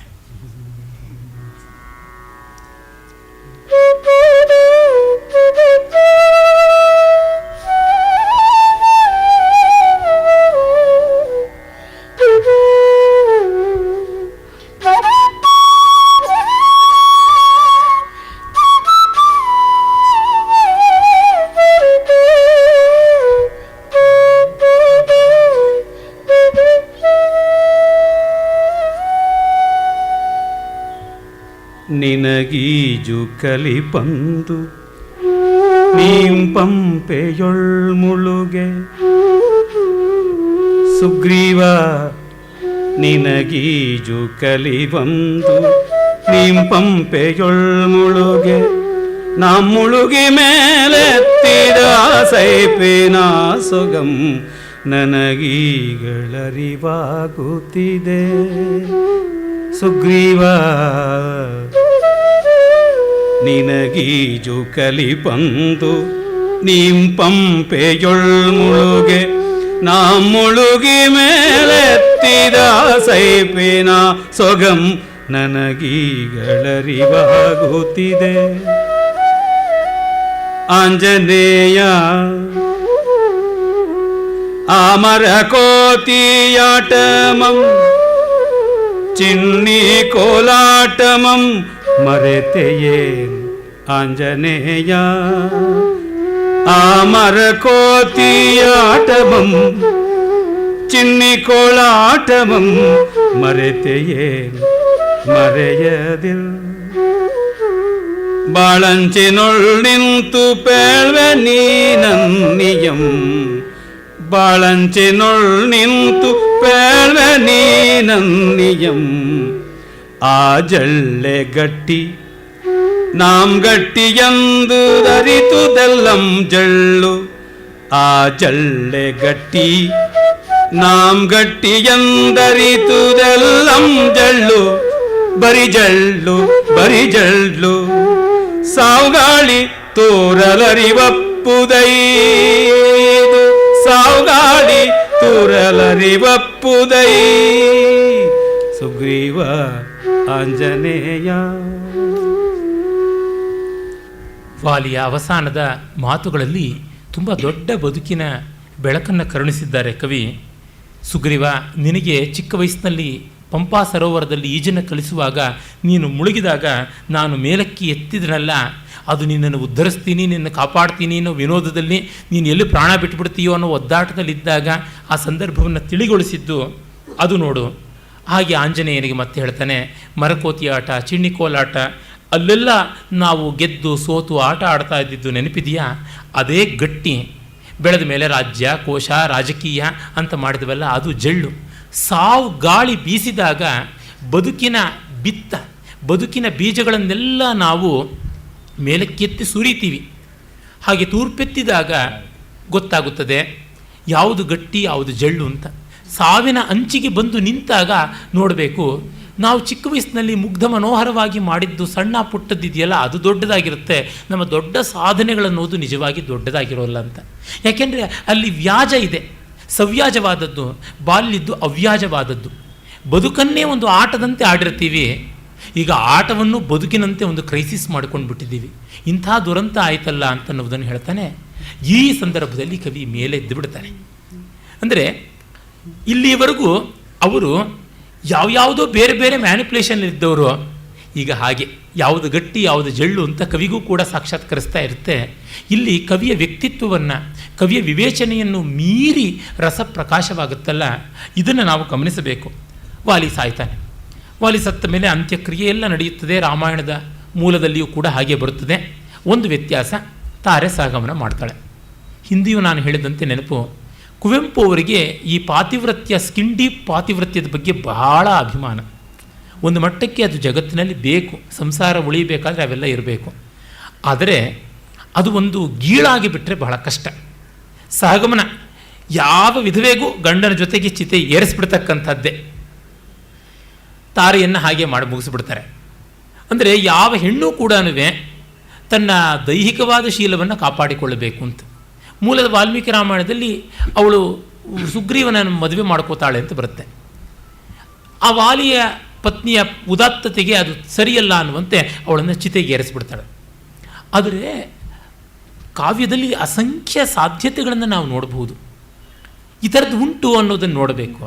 ಮತ್ತು ಅದು ತಪ್ಪಲ್ಲ ಅಂತ ಧರ್ಮಶಾಸ್ತ್ರವೂ ಒಪ್ಪಿದೆ. ಧರ್ಮಶಾಸ್ತ್ರ ಲೋಕ ವ್ಯಾಪಾರದ ಒಂದು ಮುಖ ಅಷ್ಟೇ ತಾನೆ. It is sanctioning some of the activities of the world ಅಷ್ಟೇ.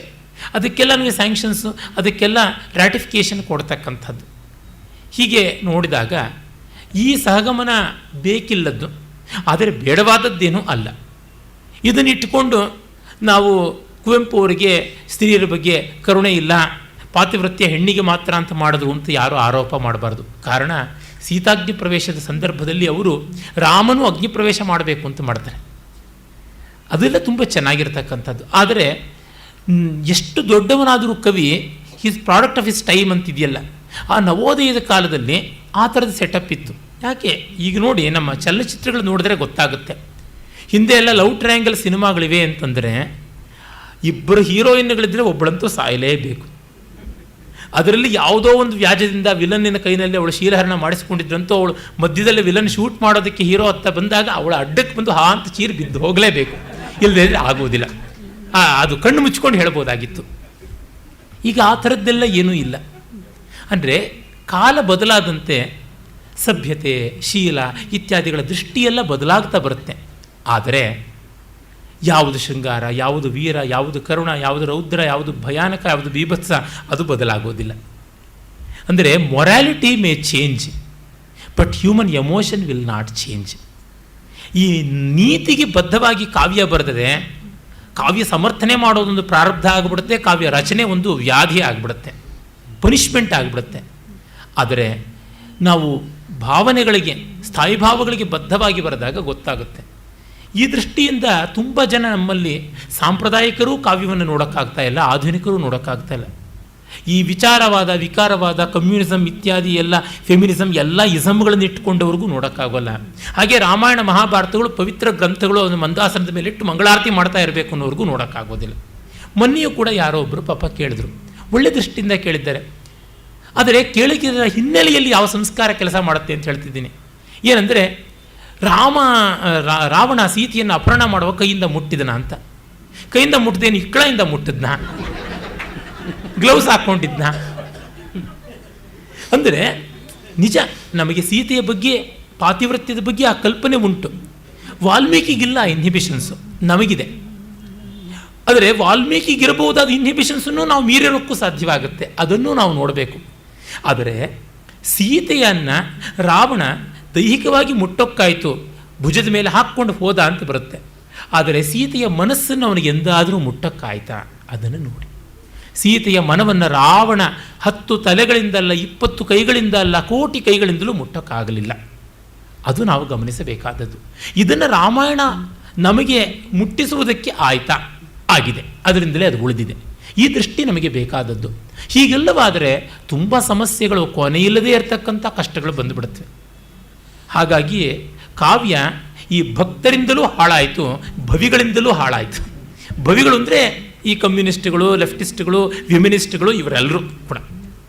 ಇನ್ನು ಭಕ್ತರು ಅಂತಂದರೆ ಇದ್ದೇ ಇದೆಯಲ್ಲ, ನಾವು ಶೈವರು, ನಾವು ವೈಷ್ಣವರು, ನಾವು ವೈದಿಕರು, ನಾವು ವೈವೇದಿಕರು ಅಂತಕ್ಕಂಥವ್ರು. ಕಾವ್ಯ ಓದಿದ್ರೆ ಪುಣ್ಯ ಬರುತ್ತೆ ಅಂತ. ಪುಣ್ಯ ಬರುತ್ತೋ ಪಾಪ ಬರುತ್ತೋ ಗೊತ್ತಿಲ್ಲ, ಬೇಜಾರಂತೂ ಆಗುತ್ತೆ ಅವರಿಗೆ ಕಾವ್ಯ ಓದಿದ್ರೆ, ಅಷ್ಟು ಹೇಳ್ಬೋದು. ಈ ದೃಷ್ಟಿಕೋನ ಇದ್ದಾಗ ಮಾತ್ರ ಕಾವ್ಯ ನಮಗೆ ಕೊಡಬಹುದಾದ ಪ್ರಯೋಜನ ಕೊಡುತ್ತೆ. ಯಾವುದೇ ಒಂದು ವಿದ್ಯೆಯನ್ನು, ಯಾವುದೇ ಒಂದು ಲೋಕಸೃಷ್ಟ ವಿಚಾರವನ್ನು, ಲೋಕದ ಸಂಗತಿಯನ್ನು ನಾವು ಅದು ಏನು ಕೊಡುತ್ತೆ, ಕೊಡಬಲ್ಲದು, ಕೊಡುವುದಕ್ಕಾಗಿ ಇದೆ ಎನ್ನುವ ದೃಷ್ಟಿಯಿಂದ ನೋಡಿದಾಗ ಮಾತ್ರ ನಮಗೆ ಸಿಗುತ್ತೆ. ಇಲ್ಲವಾದರೆ ಅದು ನಮಗೆ ಕೊಡಬೇಕಾದ ಸಂಸ್ಕಾರ ಕೊಡೋದಿಲ್ಲ. ನಾವೇ ಅದೇ ಅದನ್ನು ನಾವು ತಿರುಚತಕ್ಕಂಥದ್ದು, ಇಲ್ಲ ಅದನ್ನು ಕಂಡು ನಾವು ಅರಚತಕ್ಕಂಥದ್ದು. ಇದು ಬಿಟ್ಟು ಬೇರೆಯ ದಾರಿ ಅನ್ನುವುದು ಉಳಿಯೋದಿಲ್ಲ. ಇರಲಿ, ನಾವಿನ್ನು ಕಿಷ್ಕಿಂಧಾಕಾಂಡ, ಇಕ್ಕಟ್ಟಾದ ಕಾಂಡದಿಂದ ಆಚೆಗೆ ಹೋಗಿ ಲಂಕಾಕಾಂಡಕ್ಕೆ ಬರ್ತೀವಿ. ತೆಲುಗಲ್ಲಿ ಲಂಕಾ ಅನ್ನೋದಕ್ಕೆ ದೊಡ್ಡದು ಅನ್ನೋ ಅರ್ಥ ಇದೆ. ಲಂಕ್ ಅಂತ ಇಲ್ಲು ಅಂತ, ದೊಡ್ಡ ಮನೆ ಅಂತ, ದೊಡ್ಡದು ಅಂತ. ಆ ಲಂಕೆಯ ಹರಹಿನಲ್ಲಿ ಸೀತೆಯ ಗತಿ ಏನಾಯಿತು, ಇದನ್ನು ತುಂಬ ಚೆನ್ನಾಗಿ ಬರೆದಿದ್ದಾರೆ. ಇಲ್ಲಿ ನೋಡಿ, ಶೂರ್ಪಣಖೆ ಸೀತೆಗೆ ಉಪಚಾರ ಮಾಡೋದಕ್ಕೆ ಆರಂಭ ಮಾಡ್ತಾಳೆ. ಯಾಕೆಂದರೆ ಅವಳೀಗ ಅಣ್ಣನ ನರ್ಮಸಖಿ ಆಗಿಬಿಟ್ಟಿದ್ದಾಳೆ, ಮಾಡಲೇಬೇಕು ಈ ಕೆಲಸ.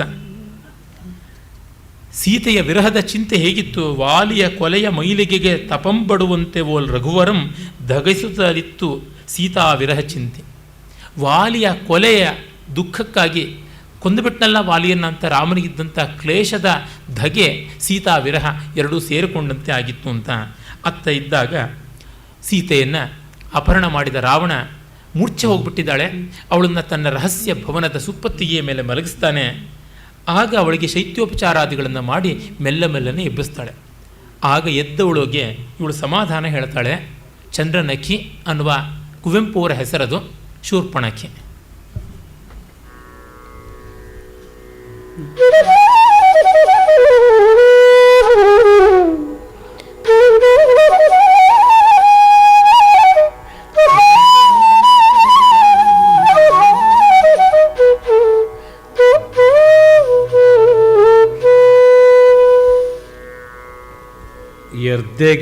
ಎರ್ದೆಗಿಡದಿರಾರ್ಯೆ ಸಂಸ್ಕೃತಿಯ ಮಡಿಲೊಳಗಿರ್ಪೆ. ಎರ್ದೆಗಿಡದಿರಾರ್ಯೆ ಸಂಸ್ಕೃತಿಯ ಮಡಿಲೊಳಗಿರ್ಪೆ. ಸರ್ವಪರಿಯಿಂ ಸುರಕ್ಷಿತಳೆ ನೀ. ಎರ್ದೆಗಿಡದಿರ್ ಮನ್ನಿಸೌ ಅಣ್ಣನ ಅಚಾತುರ್ಯಮಂ. ಮನ್ನಿಸೌ ಆರ್ಯೇ ಅಣ್ಣನ ಅಚಾತುರ್ಯಮಂ. ರಾಜಕೀಯಮಂ ಸಾಧಿಸುವ ಸಾಹಸಕ್ಕೆಸಗಿದ ನಿಂತು ಬಗೆ ತಪ್ಪಿ ನಿನ್ನೊಳಪರಾಧಮಂ. ಆರ್ಯೇ ರಾಜಕೀಯಮಂ ಸಾಧಿಸುವ ಸಾಹಸಕ್ಕೆಸಗಿದ ನಿಂತು ಬಗೆದಪ್ಪಿ ನಿನ್ನೊಳಪರಾಧಮಂ. ಮಾನಿನಿಯ ಮಾನಕ್ಕೆ ಕುಂದಿನಿ ತುಮ್ಮಾಗದೊಲ್ ಆನೆ ಹೊಣೆ. ಮಾನಿನಿಯ ಮಾನಕ್ಕೆ ಕುಂದಿನಿ ತುಮ್ಮಾಗದೊಲ್ ಆನೆ ಹೊಣೆ. ಸನ್ಮಾನ್ಯೆ ತಿರ್ದಿದ ಪೆನ್ಯಂತಾದೊಡಂ ಅಣ್ಣನಂ. ಮಾನ್ಯೆ ಸನ್ಮಾನ್ಯೆ ತಿರ್ದಿದ ಪೆನ್ಯಂತಾದೊಡಂ ಅಣ್ಣನ. ಈಗೈದುದಂ ಅವಿವೇಕಮಂ ತಿರ್ದಿದ ಪೆನ್ ಸನ್ಮಾನ್ಯೆ. ತಾಳ್ಮೆಯಿಂದೆನ್ನ ಪೇಳುವಂತೆ ನೀನೆಸಗವೇಳ್ಕುಂ. ತಾಳ್ಮೆಯಿಂದೆನ್ನ ಪೇಳುವಂತೆ ನೀನೆಸಗವೇಳ್ಕುಂ. ಎಂದಿದೋ ಬೇಡಿದ ಪೆನ್ ಆರ್ಯೇ ತಾಳ್ಮೆಯಿಂದ ಎನ್ನ ಪೇಳುವಂತೆ ನೀನೆಸಗಮೇಳ್ಕುಂ ಎಂದಿದೋ ಬೇಡಿದಪ್ಪೆ ನಾಂ ಹೇ ರಾಜೇಶ್ವರಿ ಬೇಡಿದಪ್ಪೆ ನಾಂ ಹೇ ರಾಜೇಶ್ವರಿ ಎರ್ದೆಗಿಡದಿರು ರಾಜೇಶ್ವರಿ ಎರ್ದೆಗಿಡದಿರು. ಹಿಂದೂಸ್ತಾನಿಯ ಕಲಾವತಿ ವಲಚಿ ತುಂಬ ನಯವಾದದ್ದು. ಚಂದ್ರನಖಿಯ ಮಾತುಗಳು ಕಲಾವಂತವಾಗಿರುವಂಥದ್ದು. ಅವಳು ಹೇಳ್ತಾ ಇದ್ದಾಳೆ, ಅಣ್ಣ ರಾಜಕೀಯಕ್ಕಾಗಿ ಮಾಡಿದ್ದಿದ್ದು, ನೀನು ಎದೆಗೆಡಬೇಡ, ನೀನು ಭಯಗೊಳ್ಳಬೇಡ, ಹೃದಯವನ್ನು ಕಳ್ಕೊಳ್ಬೇಡ, ನೆಮ್ಮದಿಯಾಗಿರು, ಸಮಾಧಾನವಾಗಿರು ಅಂತ ಹಾಗೆ ಸಾಂತ್ವ ಮಾಡದೇ ಇದ್ದರೆ ಪ್ರಾಯಶಃ 1 ವರ್ಷ ಬದುಕ್ತಾನೇ ಇದ್ಳೋ ಇಲ್ಲವೋ ಸೀತೆ ಅನ್ನುವಂಥದ್ದು. ಜೊತೆಗೆ ಕುವೆಂಪು ಅವರು ಇವರನ್ನು ಉದ್ಧಾರ ಮಾಡಬೇಕು ಅಂತಿದ್ದಾರಲ್ಲ, ಇಲ್ಲಿ ಚಂದ್ರನಖಿಯ ಉದ್ಧಾರದ ದಾರಿ ಅಸಂಭಾವ್ಯವಾಗಿ ಕಾಣ್ತಾ ಇಲ್ಲ. ಅವಳದೊಂದು ನಯಮಾರ್ಗದಿಂದ ತರಬೇಕು ಅಂತ ಅವಳ ಕ್ಯಾರೆಕ್ಟರೈಸೇಷನನ್ನು ಮೊದಲಿಂದಲೂ ಹಾಗೇನೆ ಮಾಡಿದ್ದಾರೆ. ಆಗ ತೊಂದರೆ ಆಗೋಲ್ಲ. ಅಂದರೆ ಒಂದು ಪಾತ್ರಕ್ಕೆ ನಾವು ಯಾವ ಇಂಟ್ರೊಡಕ್ಷನ್ ಗೆಟಪ್ ಕೊಡ್ತೀವಿ ಅದು ಕೊನೆಗೆ ಕನ್ಸಿಸ್ಟೆಂಟಾಗಿ ಬರಬೇಕು. ಬದಲಾವಣೆ ಆಗೋದಿದ್ರು ಹಾಗೇನೆ. ಈಗ ಕಾಗೆಯ ಮೊಟ್ಟೆಯಿಂದ ಮರಿ ಒಡೆದು ಬಂದರೆ ಅದು ಕಾಗೆ ಆಗಬೇಕಲ್ಲದೆ ನವಿಲಾಗೋದಕ್ಕೆ ಸಾಧ್ಯ ಇಲ್ಲ. ಹಾಗೆ ಇಂಗ್ರೀಡಿಯೆಂಟ್ಸನ್ನು ಅದೇ ಥರ ಮಾಡಬೇಕು. ಮಾಡದೇ ಇದ್ದರೆ ಆಗುವಂಥದ್ದಲ್ಲ. ನಿಜ ಪತಂಗವಾಗುತ್ತದೆ ಕಂಬಳಿ ಹುಳು, ಆದರೆ ಆ ಜಾತಿಯ ಪತಂಗ ಆಗುತ್ತದೆ, ಇನ್ನೊಂದು ಆಗುವಂಥದ್ದಲ್ಲ. ಲಕ್ಷಾಂತರ ವಿಧದ ಚಿಟ್ಟೆಗಳು ಉಂಟು, ಆಯಾ ಜಾತಿಯದಾಗುತ್ತದೆ. ಆ ಸಾಜಾತ್ಯದ ಜೀನ್ಸ್ ಯಾವುದಿದೆ ಅದು ವ್ಯಕ್ತೀಕೃತವಾಗಬೇಕು. ಪಾತ್ರದ ಸ್ವರೂಪ ಬಗೆಗೆಡಬಾರದು. ಇಲ್ಲಿ ಚಂದ್ರನಖಿ ಹಾಗೆ ಬಂದಿದ್ದಾಳೆ. ಸಮಾಧಾನ ಮಾಡಿ ಶೈತ್ಯೋಪಚಾರ ಮಾಡಿ ನಯದಿಂದ ಅವಳನ್ನು ಒಲಿಸಿಕೊಳ್ಳಬೇಕು ಅನ್ನುವ ಹದ ತೋರ್ತಾಳೆ. ಅಣ್ಣನಿಗೆ ಮೊದಲೇ ಆ ಬಗ್ಗೆ ಅವಳು ಎಚ್ಚರ ಹೇಳಿದ್ದಾಳೆ. ಹಾಗೆ ನಡೆಯೋದಕ್ಕೆ ನೋಡ್ತಾಳೆ. ಆದರೆ ಇವಳ ಕಾಣ್ಮೆಯಿಲ್ಲದ ಜಾಣ್ಮೆಯ ಉಪಚಾರ ಅವಳನ್ನು ಸ್ಪಂದಿಸೋದಿಲ್ಲ. ಮಂಡೋದರಿಯ ಪತಿವ್ರತಾಶೀಲದ ವರ್ತನೆ ಇದೆಯಲ್ಲ, ಅವಳ ಕಣ್ಣೀರು ಅದು ಇವಳನ್ನು ಸ್ಪಂದಿಸುತ್ತೆ ಅಂತ ಉತ್ಕೃಷ್ಟವಾಗಿದೆ. ನಾನಕ್ಕನೆನ್ ನೀನೆನ್ನ ತಂಗಿ ಅಂತ ಮುಂದೆ ಅದರಲ್ಲಿ ತರ್ತಾರೆ. ನಾಳೆ ಅದನ್ನು ನೋಡೋಣ. ಈಗ ಮಂಗಳ.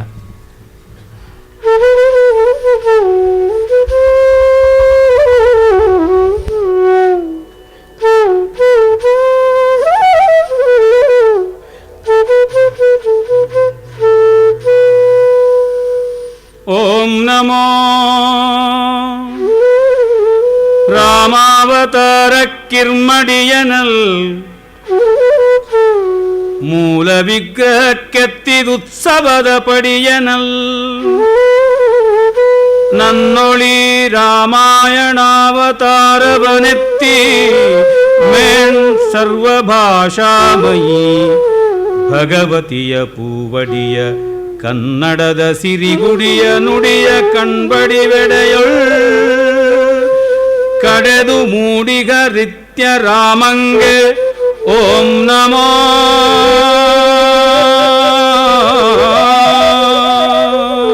ನಿತ್ಯ ರಾಮಂಗೆ ಓಂ ನಮೋ ಓಂ ನಮೋ ಓಂ ನಮಃ.